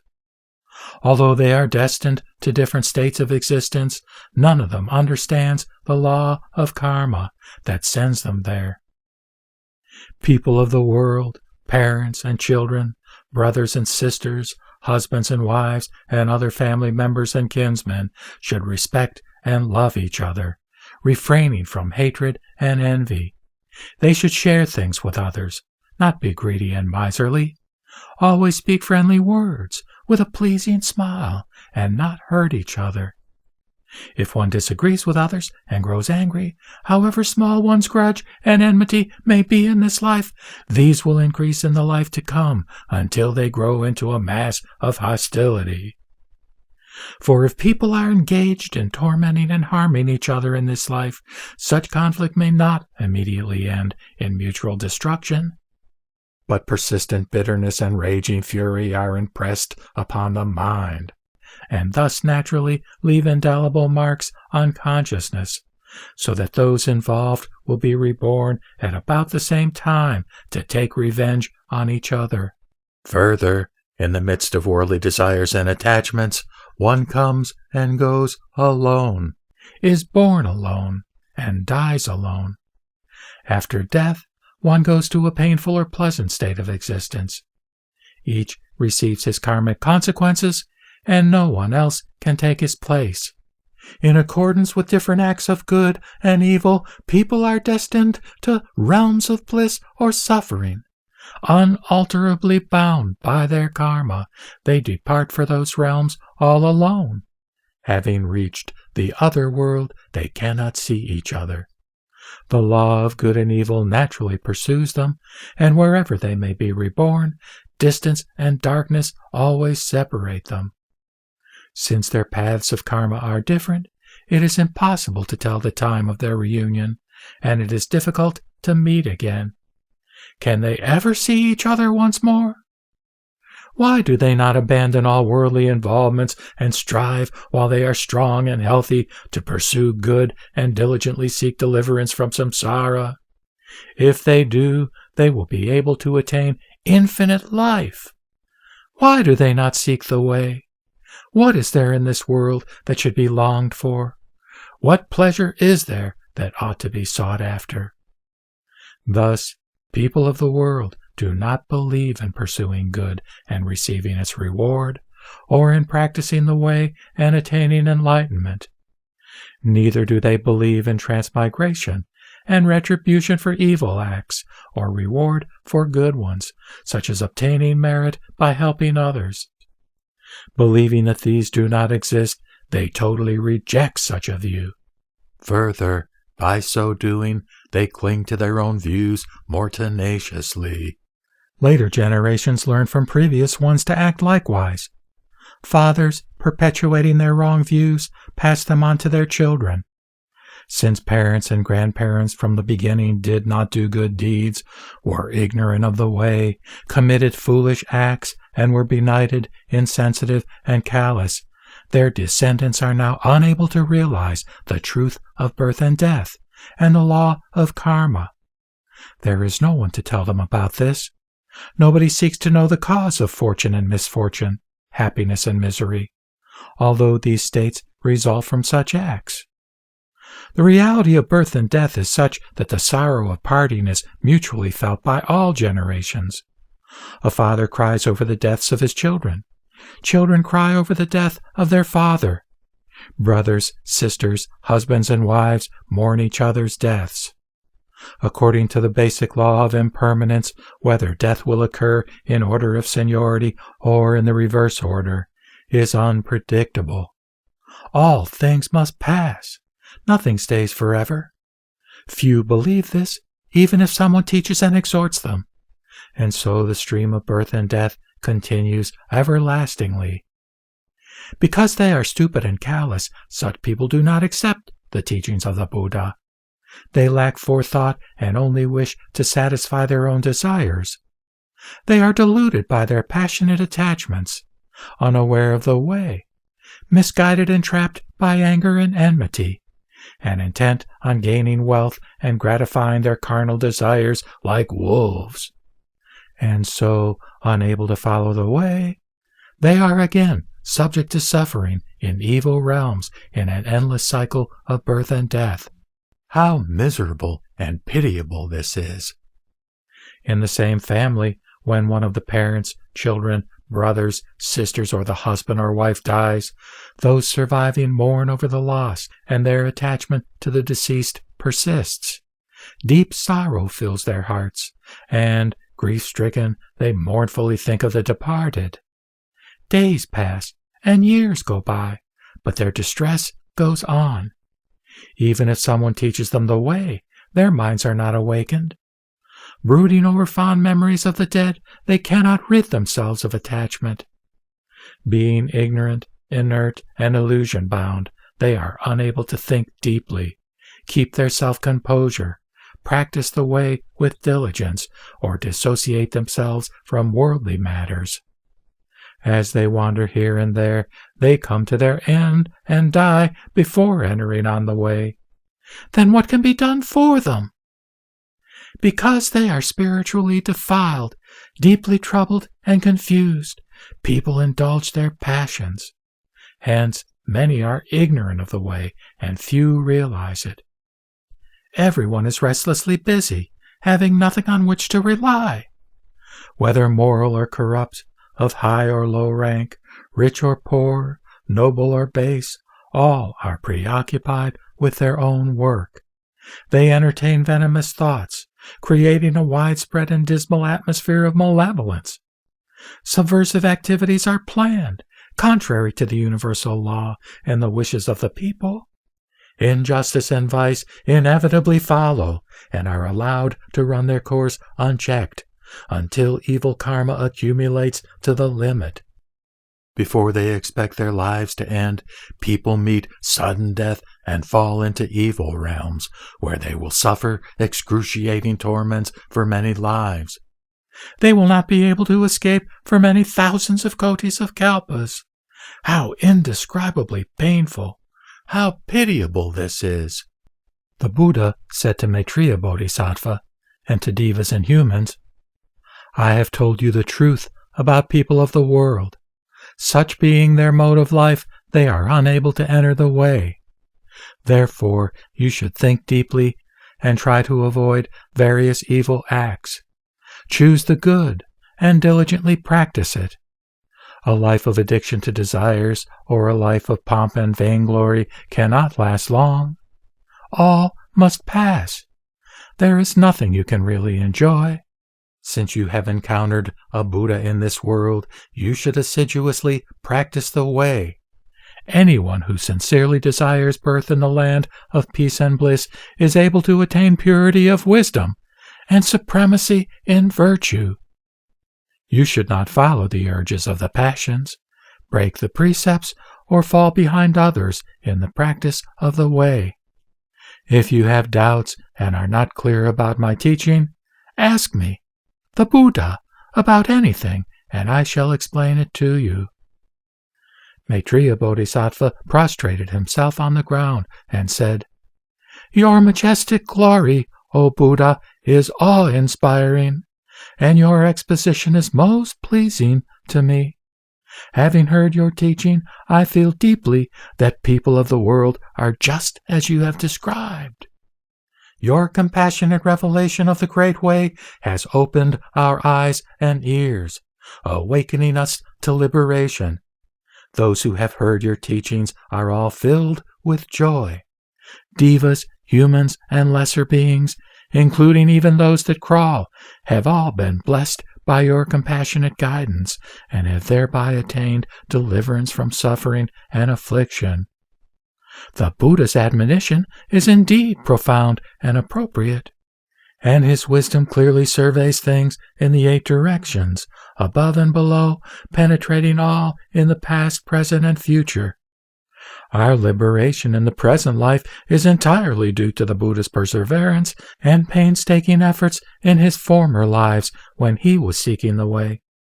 His benevolence covers the whole world, and the extent of his merit is majestic and glorious. His light penetrates to the utmost ends of space and guides people to nirvana. He reveals the sutras, destroys wrong views, and subdues demons. Thus, his influence extends boundlessly in the 10 directions. The Buddha is the king of the Dharma. His virtue surpasses that of all the sages. He is the teacher of all devas and humans and enables them to enter the way according to their wishes. Having been able to meet you, O Buddha, and also to hear the name of Amitayus, we have all attained joy and illumination. The Buddha said to Maitreya, What you say is true. Those who adore and revere a Buddha attain great merit. Buddhas very rarely appear in the world. Having become a Buddha in this life, I have taught the Dharma, expounded teachings of the way, cleared people's doubts, eradicated the causes of lust and desire, and blocked the source of all evils. Visiting various places in the three worlds, I encountered no obstructions. The wisdom disclosed in the scriptures provides for all ways of life. It keeps essential principles together and clearly reveals the truth.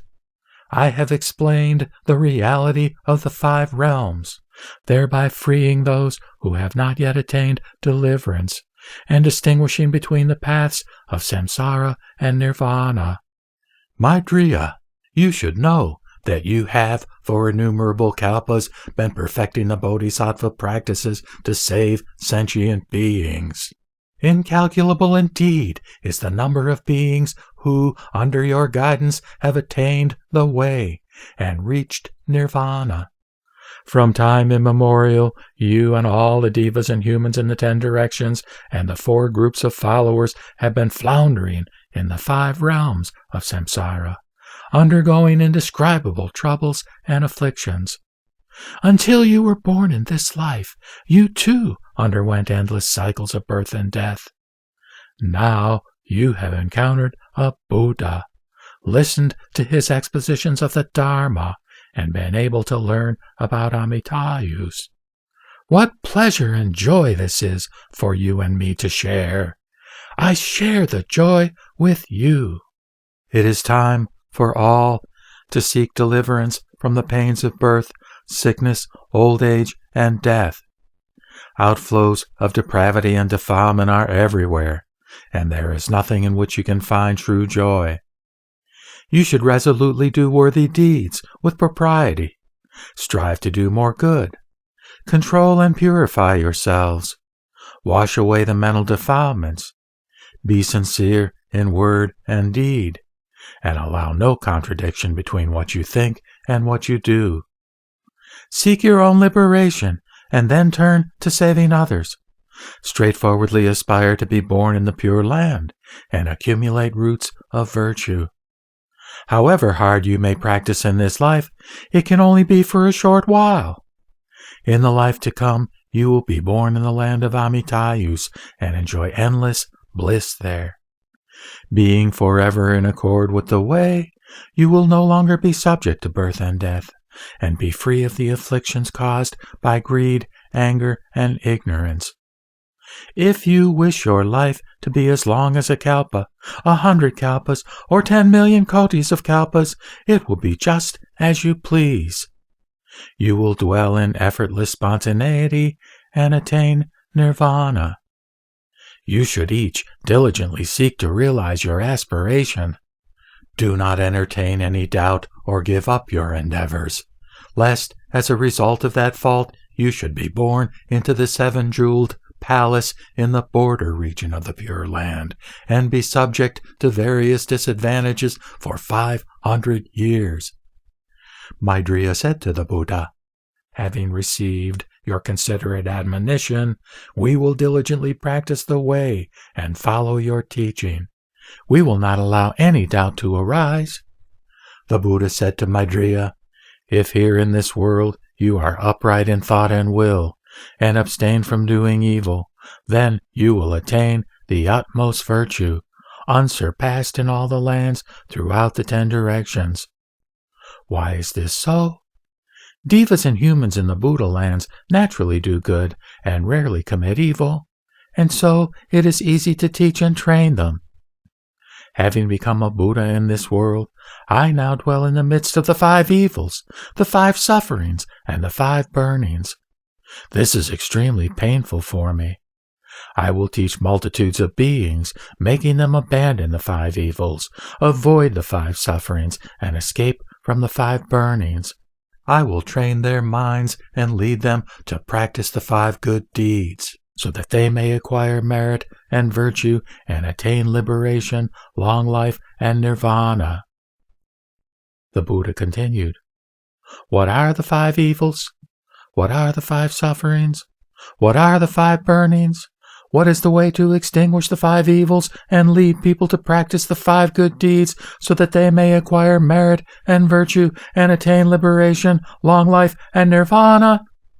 The Buddha said, "The first evil is this.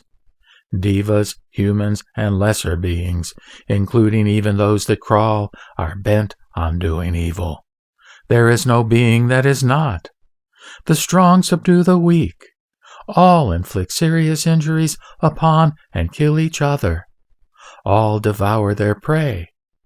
Not knowing how to do good, they commit evil and commit outrageous and unruly deeds. Later, they receive retribution. It is natural that they should be destined to evil realms. Demigods keep records of offenders' acts and make sure that they are punished. That is why some are poor and destitute, corrupt, beggarly, lonely, deaf, dumb, blind, stupid, wicked, physically handicapped, deranged, or subnormal. But others are honorable, noble, wealthy, intelligent, or clever. This is the result of good and meritorious acts of benevolence and the performance of their duties to their parents in former lives. In this world, prisons are set up by the law, and those who are unafraid of them and commit offenses are sent there for punishment. However desperately they may wish to escape, it is impossible to do so. Such is retribution in this world. But in lives to come, punishment is longer and more severe for such evildoers. The suffering of transmigration through dark and dismal realms is comparable to the severest and most painful punishment ever enforced by law. Thus, through the natural working of karma, they undergo immeasurable sufferings in the three evil realms. In successive transmigrations, they are reborn into different states and forms. Their lifespans are sometimes long and sometimes short. Their transient selves, vital energy, and consciousness transmigrate through the natural working of karma. Although each individual is reborn alone, those bound by common karma come to be born together and take revenge upon each other. So this condition persists endlessly, and until the effect of their evil karma is exhausted, there is no possibility of avoiding their enemies. Floundering in samsara, they have no chance of escape or of attaining liberation. The pain that they must undergo is indescribable. Since this law naturally obtains everywhere between heaven and earth, even if good or evil acts do not immediately bring about reward or retribution, they will certainly result in them sooner or later. This I call the first great evil, the first suffering, and the first burning. Those afflictions are such that they are comparable to a huge fire burning people alive. If, in the midst of this, one controls one's thoughts with single-mindedness, does worthy deeds with proper demeanor, commits no evil, and performs only good, then, with the merit and virtue acquired, one reaches liberation and is able to escape from this world, be reborn in heavenly realms, and finally reach nirvana. This is the first great good. The Buddha continued, "The second evil is that people of this world, parents, children, brothers and sisters, family members, husbands and wives, all lack moral principles, break laws, conduct themselves arrogantly, commit licentious and unruly acts, pursue their own pleasures, enjoy themselves as they will, and deceive each other. What they think contradicts what they say.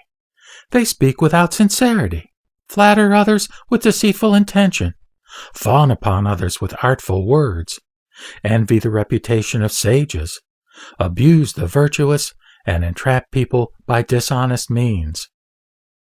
Masters are unwise in appointing retainers, who, exploiting the situation, seek every opportunity for trickery and deceit. Rulers, being unrighteous, are deceived by ministers and foolishly remove loyal and faithful subjects. This is contrary to the will of heaven. Ministers betray their rulers, children deceive their parents, brothers, sisters, husbands, wives, kinsmen, and friends deceive each other. They harbor greed, anger, and ignorance, and, desiring many possessions, seek their own advantage. All people are the same at heart, whether they are people of high and honorable positions or of lower and despised classes. They bring their homes and themselves to ruin and recklessly destroy their kindred. Although there are family members, friends, villagers, townspeople, ignorant and vulgar groups working together, all seek to gain their own profit, thereby incurring the anger and enmity of others. When people grow rich, they become miserly and uncharitable. Greedily attached to their wealth, they toil with mind and body to retain it. When their end comes, they find nothing on which to rely. Ultimately, they are born and depart alone, with nobody to accompany them. Bliss or misery resulting from good or evil acts follow them in their future lives. Thus, they are reborn in pleasant or painful states. Even if they later feel regret, what good will that do? People of the world, being dark-hearted and lacking insight, hate and abuse good people and show them no respect. They are attached to wrongdoing and willfully commit unlawful acts. They always covet the wealth of others and harbor intentions of stealing. After spending and squandering what they have robbed from others, they seek to regain it. Because of their own hidden motives and dishonesty, they slyly study the reactions shown on the faces of others. Since they are unable to think far ahead, when things go wrong, they become despondent with chagrin. In this world, there are prisons established by law where offenders are sent to receive punishment according to their offenses. In their previous lives, they neither believed in the way nor cultivated roots of virtue. In this life, too, if they commit evil, demigods know and keep records of their acts. So when they die, they fall into evil realms. Thus, because of the natural working of karma, there are the 3 evil realms and innumerable sufferings through which evildoers must pass, life after life, for many kalpas, with no end in sight. It is, indeed, difficult for them to attain release. The pain they must undergo is indescribable. This is called the second great evil, the second suffering, and the second burning. The afflictions are such that they are comparable to a huge fire burning people alive. If, in the midst of this, one controls one's thoughts with single-mindedness, does worthy deeds with proper demeanor, commits no evil, and performs only good, then, with the merit and virtue acquired, one reaches liberation and is able to escape from this world, be reborn in heavenly realms, and finally reach nirvana. This is the second great good. The Buddha continued, the third evil is this. People of the world live together, inhabiting this realm between heaven and earth, with a limited lifespan. On the one hand, among the higher levels there are wise, rich, honorable, noble, and wealthy people. On the other hand, among the lower levels, there are people who are poor, debased, crude, and foolish. Besides, there are evildoers who always harbor vicious thoughts and think only of self-gratification. They are full of worries and sunk in lust and attachment. They are restless in their daily lives, greedy and miserly, and desirous of what they have no right to possess. They gloat over fair-skinned women, behave licentiously and commit obscene acts with them, hate their own wives, and secretly frequent brothels. Consequently, after squandering all their resources, they begin to break the law. They form bands, start riots, engage in fighting, unlawfully attack and kill people, and plunder property. Some have evil designs on the possessions of others. Without working at their own occupations, they acquire things through theft. Driven by desire, they commit further offenses. Feverishly agitated, they intimidate and rob people to support their own wives and children with the goods thus acquired. Obeying only the dictates of their passions, they become addicted to wanton pleasures. They also disregard seniority and kinship, causing sorrow and anguish to other family members and relatives. Furthermore, they take no account of the laws of the state. But such evils are known to others and also to demons. The sun and moon recognize them, and demigods keep records of their doings. Thus, because of the natural workings of karma, there are 3 evil realms and innumerable sufferings through which evildoers must pass, life after life, for many kalpas with no end in sight. It is indeed difficult for them to gain release. The pain they must undergo is indescribable. This is called the 3rd great evil, the 3rd suffering, and the 3rd burning. The afflictions are such that they are comparable to a huge fire burning people alive. If, in the midst of this, one controls one's thoughts with single-mindedness, does worthy deeds with proper demeanor, commits no evil, and performs only good, then, with the merit and virtue acquired, one reaches liberation and is able to escape from this world, be reborn in heavenly realms, and finally reach nirvana. This is the 3rd great good. The Buddha continued, The 4th evil is this. People of the world do not think of doing good. They incite each other to commit various kinds of evil, uttering harsh and abusive words, telling lies, and engaging in idle talk. They slander others and cause contention.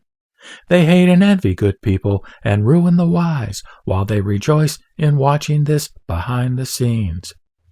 They are neglectful of their parents, make light of their teachers and elders, fail to win the trust of their friends, and lack sincerity. Holding themselves in high esteem, they think that they are virtuous, but act waywardly in an overbearing manner and despise others. Unaware of their own evil, they never feel ashamed of themselves. Boastful of their physical strength, they demand respect and fear from others. Taking no heed of heaven, earth, demigods, or the sun and moon, they disdain to do any good. So they are difficult to train and convert. Holding themselves in high esteem, they demand their own way. Arrogant and afraid of nothing, they always assume a haughty attitude. But demigods keep records of their evils. Perhaps there was some meritorious act in their former lives, and they can count on the effect of that small amount of good. But since they commit evil again in this life, their store of merit is soon exhausted. Good divinities forsake them, leaving them alone with no one on whom to depend. When their lives end, all their evil recoils upon them and forces them, through the natural working of karma, to descend to the evil realms. Again, as the exact records of their deeds in the hands of the demigods dictate, their karmic transgressions and offenses condemn them to hellish realms. Retribution for evil comes about naturally, and nothing can stop it. They must go into the red-hot cauldrons, where their bodies are melted down with the utmost torment and anguish. Even if at that time they repent of their evil deeds, what good will that do? The way of heaven takes its inevitable course without mistake.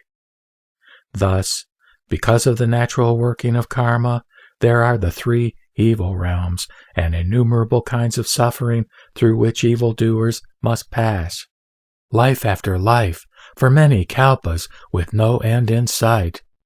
It is indeed difficult for them to gain release, and the pain they must undergo is indescribable. This is called the 4th great evil, the 4th suffering, and the 4th burning. The afflictions are such that they are comparable to a huge fire burning people alive.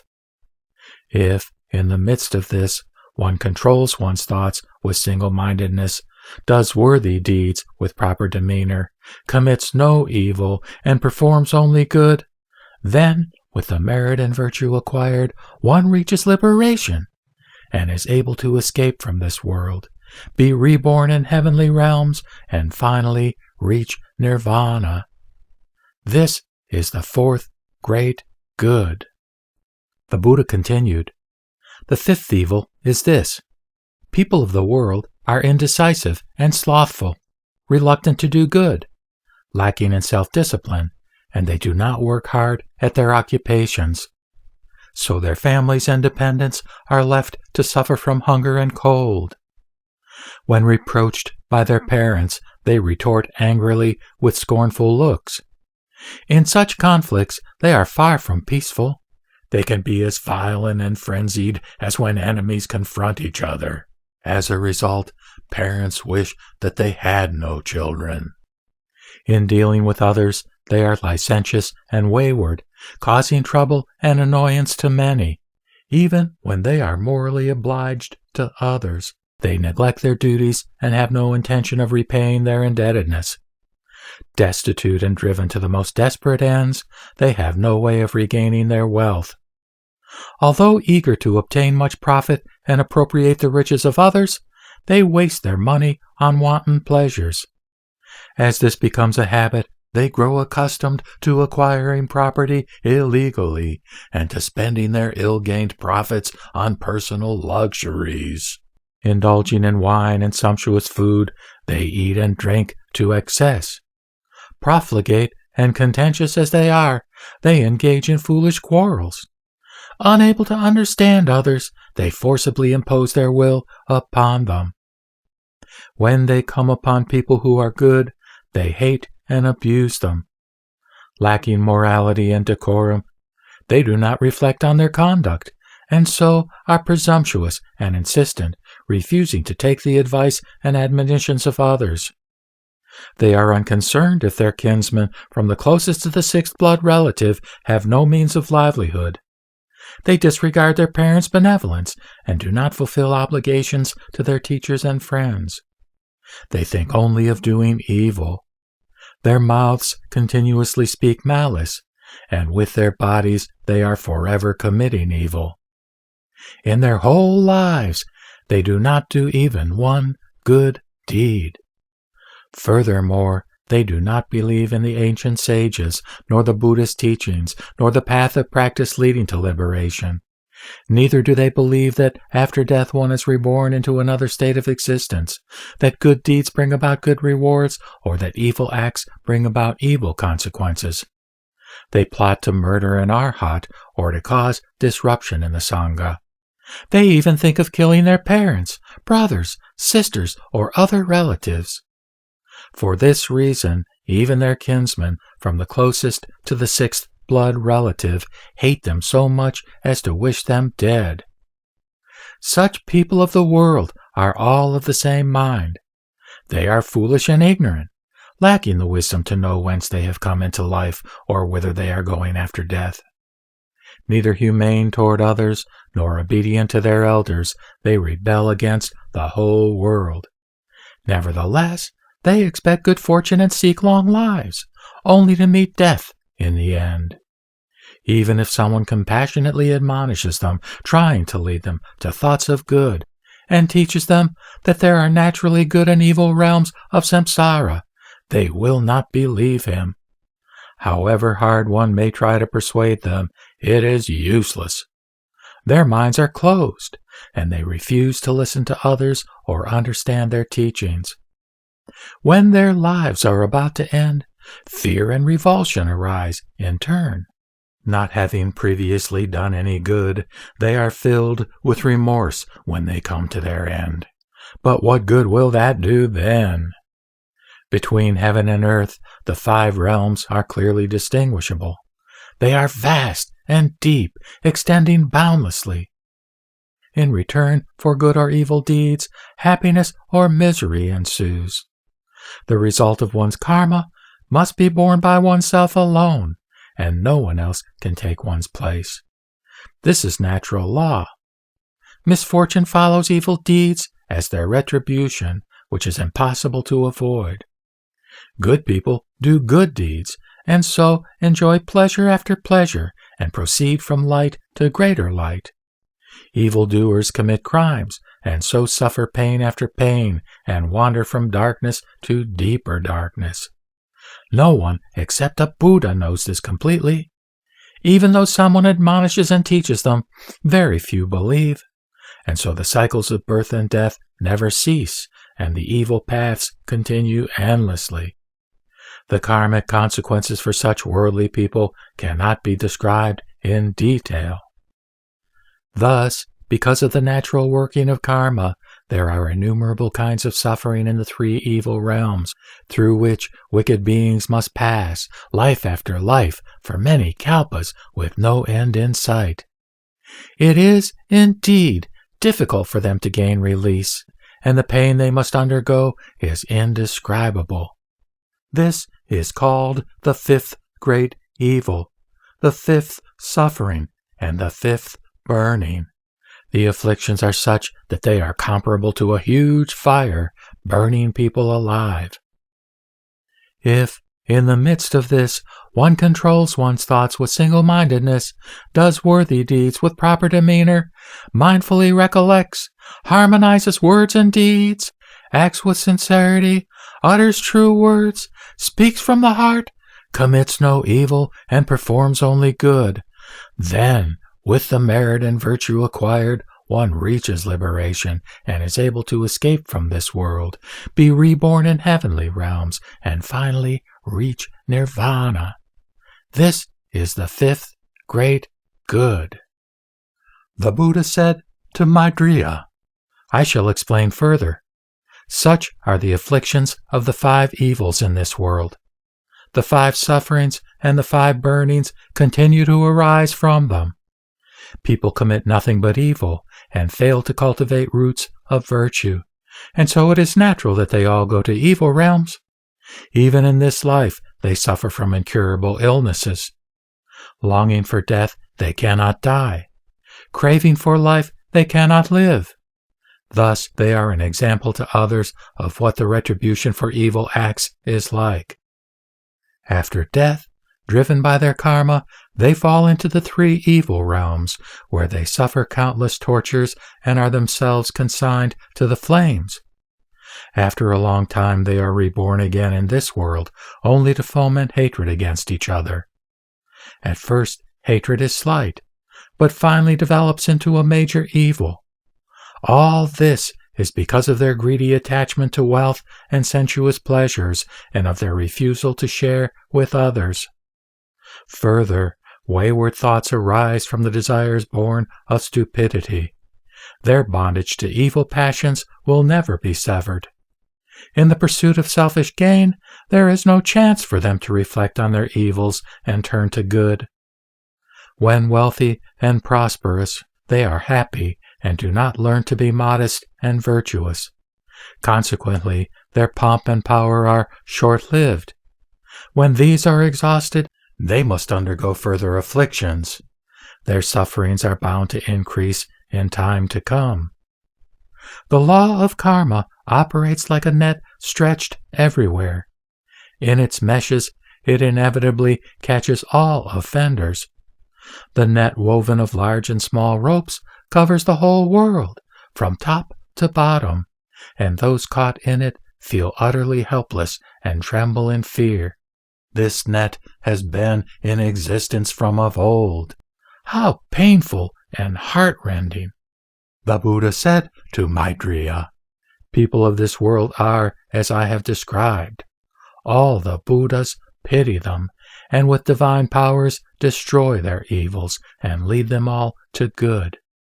If you give up wrong views, hold fast to the scriptures and the precepts, and practice the way without committing any fault, then you will finally be able to attain the path to liberation and nirvana.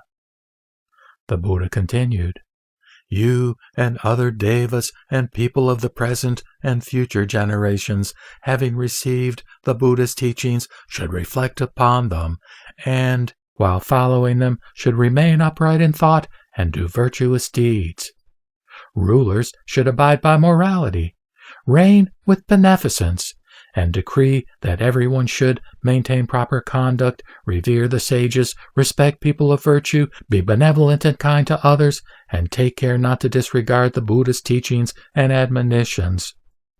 All should seek liberation, cut the roots of samsara and its various evils, and so aspire to escape from the paths of immeasurable sorrow, fear, and pain in the three evil realms. In this world, you should extensively plant roots of virtue, be benevolent, give generously, abstain from breaking the precepts, be patient and diligent, teach people with sincerity and wisdom, do virtuous deeds, and practice good. If you strictly observe the precepts of abstinence with upright thought and mindfulness even for a day and a night, the merit acquired will surpass that of practicing good in the land of Amitayus for 100 years. The reason is that in that Buddha land of effortless spontaneity, all the inhabitants do good without committing even a hair's breadth of evil. If in this world you do good for 10 days and nights, the merit acquired will surpass that of practicing good in the Buddha lands of other directions for 1,000 years. The reason is that in the Buddha lands of other directions, many practice good and very few commit evil. These are lands where everything is naturally provided as a result of one's merit and virtue, and so no evil is done. But in this world, much evil is committed, and few are provided for naturally. People must work hard to get what they want. Since they intend to deceive each other, their minds are troubled, their bodies are exhausted, and they drink bitterness and eat hardship. In this way, they are too much preoccupied with their toil to have time for rest. Out of pity for you and other devas and humans, I have taken great pains in exhorting you to do good deeds. I have given you instructions appropriate to your capacities. You have, without fail, accepted my teachings and practiced them, and so have all entered on the way as you wished. Wherever the Buddha comes to stay, there is no state, town, or village that is not blessed by his virtues. The whole country reposes in peace and harmony. The sun and moon shine with pure brilliance. Wind arises and rain falls at the right time. There is no calamity or epidemic, and so the country becomes wealthy and its people enjoy peace. Soldiers and weapons become useless, and people esteem virtue, practice benevolence, and diligently cultivate courteous modesty. The Buddha continued, My concern for you, devas and humans, is greater than the care of parents for their children. I have become a Buddha in this world, destroyed the 5 evils, removed the 5 sufferings, and extinguished the 5 burnings. I have countered evil with good, eradicated the suffering of birth and death, and enabled people to acquire the 5 virtues and attain the peace of unconditioned nirvana. But after I have departed from this world, my teaching will gradually decline, and people will fall prey to flattery and deceit, and commit various evils again, resulting in the recurrence of the 5 sufferings and the 5 burnings. As time goes on, their sufferings will intensify. As it is impossible to describe this in detail, I have given you only a brief outline. The Buddha said to Maitreya, You should each ponder on this well, teach and admonish each other, and be on guard against disobeying the Buddha's instruction. Maitreya Bodhisattva, with his palms together, said, O Buddha, how appropriate your admonition is. People of the world are just as you have described. O Tathagata, you take pity on and care for us without discrimination, and seek to deliver us all from suffering. Having accepted the Buddha's repeated exhortations, I will be careful not to disobey them. The Buddha said to Ananda, Rise to your feet, rearrange your robes, put your palms together and respectfully revere and worship Amitayus. Buddha Tathagatas in the lands of the 10 directions always praise with one accord that Buddha's virtue of non-attachment and unimpeded activity. Ananda stood up, rearranged his robes, assumed the correct posture, faced westward, and, demonstrating his sincere reverence, joined his palms together, prostrated himself on the ground, and worshipped Amitayus. Then he said to Shakyamuni Buddha, "World-honored one, I wish to see that Buddha, his land of peace and bliss, and its hosts of bodhisattvas and shravakas." As soon as he had said this, Amitayus emitted a great light, which illuminated all the Buddha lands. The encircling adamantine mountains, Mount Sumeru, together with large and small mountains, and everything else shone with the same golden color. That light was like the flood at the end of the period of cosmic change that fills the whole world, when myriads of things are submerged, and as far as the eye can see, there is nothing but the vast expanse of water. Even so was the flood of light emanating from Amitayus. All the lights of Shravakas and Bodhisattvas were outshone and surpassed, and only the Buddha's light remained shining bright and glorious. At that time, Ananda saw the splendor and majesty of Amitayus resembling Mount Sumeru, which rises above the whole world. There was no place that was not illuminated by the light emanating from his body of glory.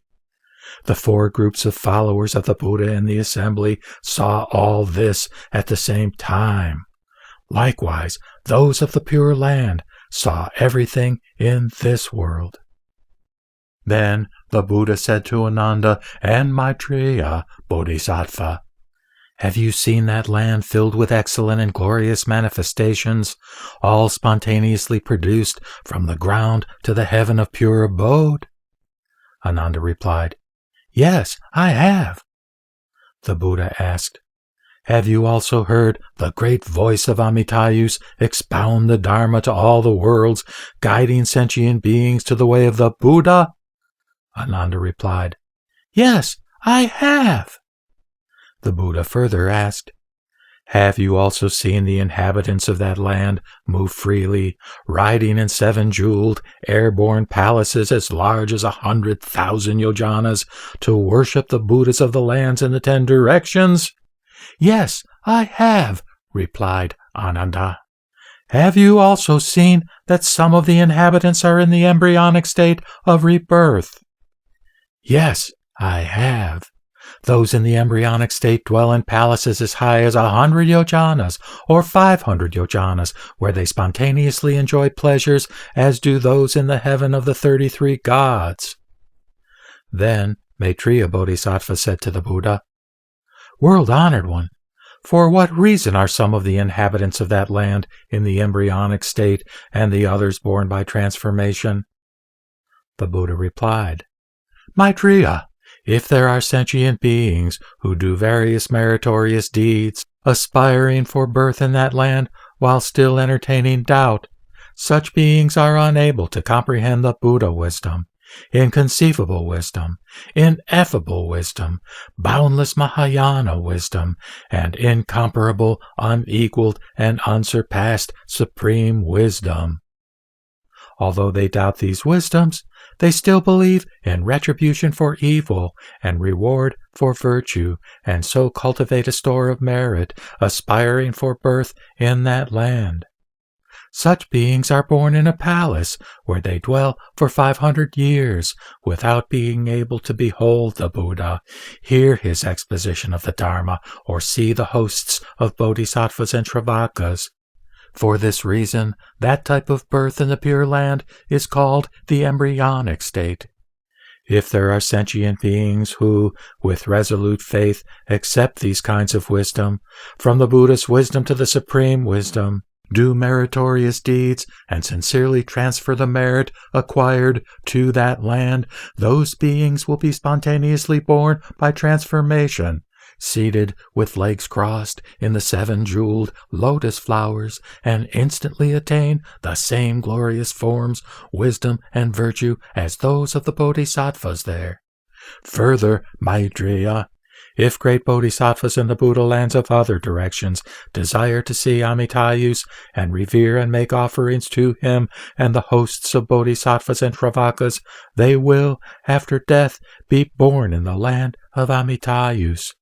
Spontaneously transformed, they will be born from within the 7 jeweled lotus flowers. Maitreya, you should know that those born by transformation are possessed of supreme wisdom, while those in the embryonic state lack that wisdom and must pass 500 years without being able to behold the Buddha, hear his teaching of the Dharma, see the hosts of bodhisattvas and Shravakas, make offerings to the Buddha, learn the rules of conduct for bodhisattvas, or perform meritorious practices. You should know that this is because those beings harbored doubt and lacked wisdom in their previous lives. The Buddha said to Maitreya, let us suppose that a wheel-turning monarch has a special chamber that is adorned with the 7 kinds of jewels and provided with curtained couches and silken banners hanging from the ceiling. If princes have committed an offense against the king, they are taken to that chamber and fettered with gold chains. There they are served with food and drink and provided with clothes, couches, and cushions, flowers and incense, and they can enjoy music. Being treated just like the wheel-turning monarch himself, they have no wants. Do you think that those princes would enjoy living there? No, they would not, replied Maitreya. They would seek various means of approach to ask a person of power to help them escape. The Buddha said to Maitreya, those beings born within the lotus buds are like that. Because of their doubt of the Buddha's wisdom, they have been born in palaces. Although they receive no punishment or ill treatment, even for a single moment, they must pass 500 years there without being able to see the 3 treasures, make offerings to the Buddha, or cultivate a store of virtue. This is distressing to them. Though there are other pleasures, they do not enjoy living there. If those beings become aware of the faults committed in their former lives and deeply repent, they can, as they wish, leave and go to where Amitayus dwells. Then they can worship and make offerings to him. They can also visit innumerable and countless other Tathagatas to perform various meritorious practices. Maitreya, you should know that the bodhisattvas who allow doubt to arise lose great benefits. For this reason, you should have resolute faith in the supreme wisdom of the Buddha. Maitreya Bodhisattva said to the Buddha, World-honored one, how many non-retrogressive bodhisattvas are there in this world who will be born in that Buddha land? The Buddha replied, 67 kotis of non-retrogressive bodhisattvas from this world will be born there. Each of these bodhisattvas has previously made offerings to innumerable Buddhas with almost as much diligence as you did, Maitreya. Furthermore, bodhisattvas of lesser practices and those who have performed small acts of merit, whose number is beyond calculation, will all be born there. The Buddha said to Maitreya, not only those bodhisattvas from this world, but also those from Buddha lands in other directions are born there. First, in the land of the Buddha named Far-Reaching Illumination, there are 180 kotis of bodhisattvas who all visit there. Second, in the land of Jewel Storehouse Buddha, there are 90 kotis of bodhisattvas who all visit there. Third, in the land of Immeasurable Sound Buddha, there are 220 kotis of bodhisattvas who all visit there. Fourth, in the land of Taste of Nectar Buddha, there are 250 kotis of bodhisattvas who all visit there. Fifth, in the land of Dragon Subduing Buddha, there are 14 kotis of bodhisattvas who all visit there. Sixth, in the land of Superior Power Buddha, there are 14,000 bodhisattvas who all visit there. Seventh, in the land of Singha Buddha, there are 500 kotis of bodhisattvas who all visit there. Eighth, in the land of Undefiled Light Buddha, there are 80 kotis of bodhisattvas who all visit there. 9th, in the land of Peak of Virtue Buddha, there are 60 kotis of bodhisattvas who all visit there. 10th, in the land of Mountain of Excellent Virtue Buddha, there are 60 kotis of bodhisattvas who all visit there. 11th, in the land of King of Humans Buddha, there are 10 kotis of bodhisattvas who all visit there.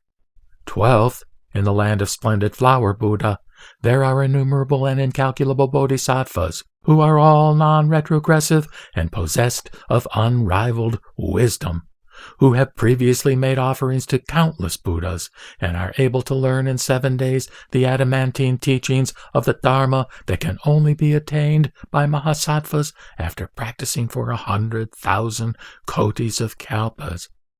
Those bodhisattvas all visit there. 13th, in the land of Fearlessness Buddha, there are 790 kotis of great bodhisattvas and incalculable minor bodhisattvas and bhikshus who all visit there. The Buddha said to Maitreya, not only do the bodhisattvas from those 14 Buddha lands visit that land, but also bodhisattvas from innumerable Buddha lands in the 10 directions, whose number is incalculable. Even if I were to give you only the names of the Buddhas in the 10 directions and the number of the bodhisattvas and bhikshus who visit that land, enumerating them continuously day and night for a kalpa, I would not be able to complete the list. This is why I have given you only a brief description. The Buddha said to Maitreya, if there are people who hear the name of that Buddha, rejoice so greatly as to dance, and think of him even once, then you should know that they have gained great benefit by receiving unsurpassed virtue. For this reason, Maitreya, even if a great fire were to fill the universe of 1,000 million worlds, you should pass through it to hear this sutra, to arouse joyful faith, to uphold and chant it, and to practice in accordance with its teachings. This is because there are many bodhisattvas who wish to hear this teaching, but are still unable to do so. If there are sentient beings who have heard it, they will attain the stage of non-retrogression for realizing the highest enlightenment. This is why you should single-heartedly accept in faith, uphold, and chant this sutra, and practice in accordance with its teachings. The Buddha further said, I have expounded this teaching for the sake of sentient beings, and enabled you to see Amitayus and all in his land. Strive to do what you should. After I have passed into nirvana, do not allow doubt to arise. In the future, the Buddhist scriptures and teachings will perish, but out of pity and compassion, I will especially preserve this sutra and maintain it in the world for 100 years more.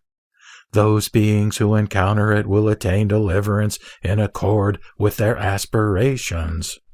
The Buddha said to Maitreya, it is difficult to encounter and behold the Tathagata when he is in this world. Difficult to access, difficult to hear are the Buddha's teachings and scriptures. It is also difficult to hear the excellent teachings for bodhisattvas, the paramitas. Difficult, too, is it to meet a good teacher, to hear the Dharma, and perform the practices. But most difficult of all difficulties is to hear this sutra, have faith in it with joy, and hold fast to it. Nothing is more difficult than this. Thus have I formed my Dharma. Thus have I expounded my Dharma. Thus have I taught my Dharma. You must receive it and practice it by the method prescribed. When the world-honored one had finished his presentation of this sutra, aspiration for highest enlightenment was awakened in innumerable sentient beings. 12,000 nayutas of human beings attained the pure Dharma. 22 kotis of devas and humans attained the stage of non-returner, or anagamin. 800,000 bhikshus realized the wisdom of destroying defilements. 40 kotis of bodhisattvas attained the stage of non-retrogression, and all, adorned with the virtue of the universal vows, will ultimately attain perfect enlightenment. At that time, the entire universe of 1,000 million worlds quaked in 6 ways, and a great light illuminated all the lands in the 10 directions. 100,000 kinds of music played spontaneously, and innumerable marvelous flowers fell in profusion from the sky. When the Buddha finished delivering this sutra, Maitreya Bodhisattva and bodhisattvas from the lands in the 10 directions, together with Elder Ananda, other great Shravakas, and all those in the assembly, without exception, rejoiced at the Buddha's discourse.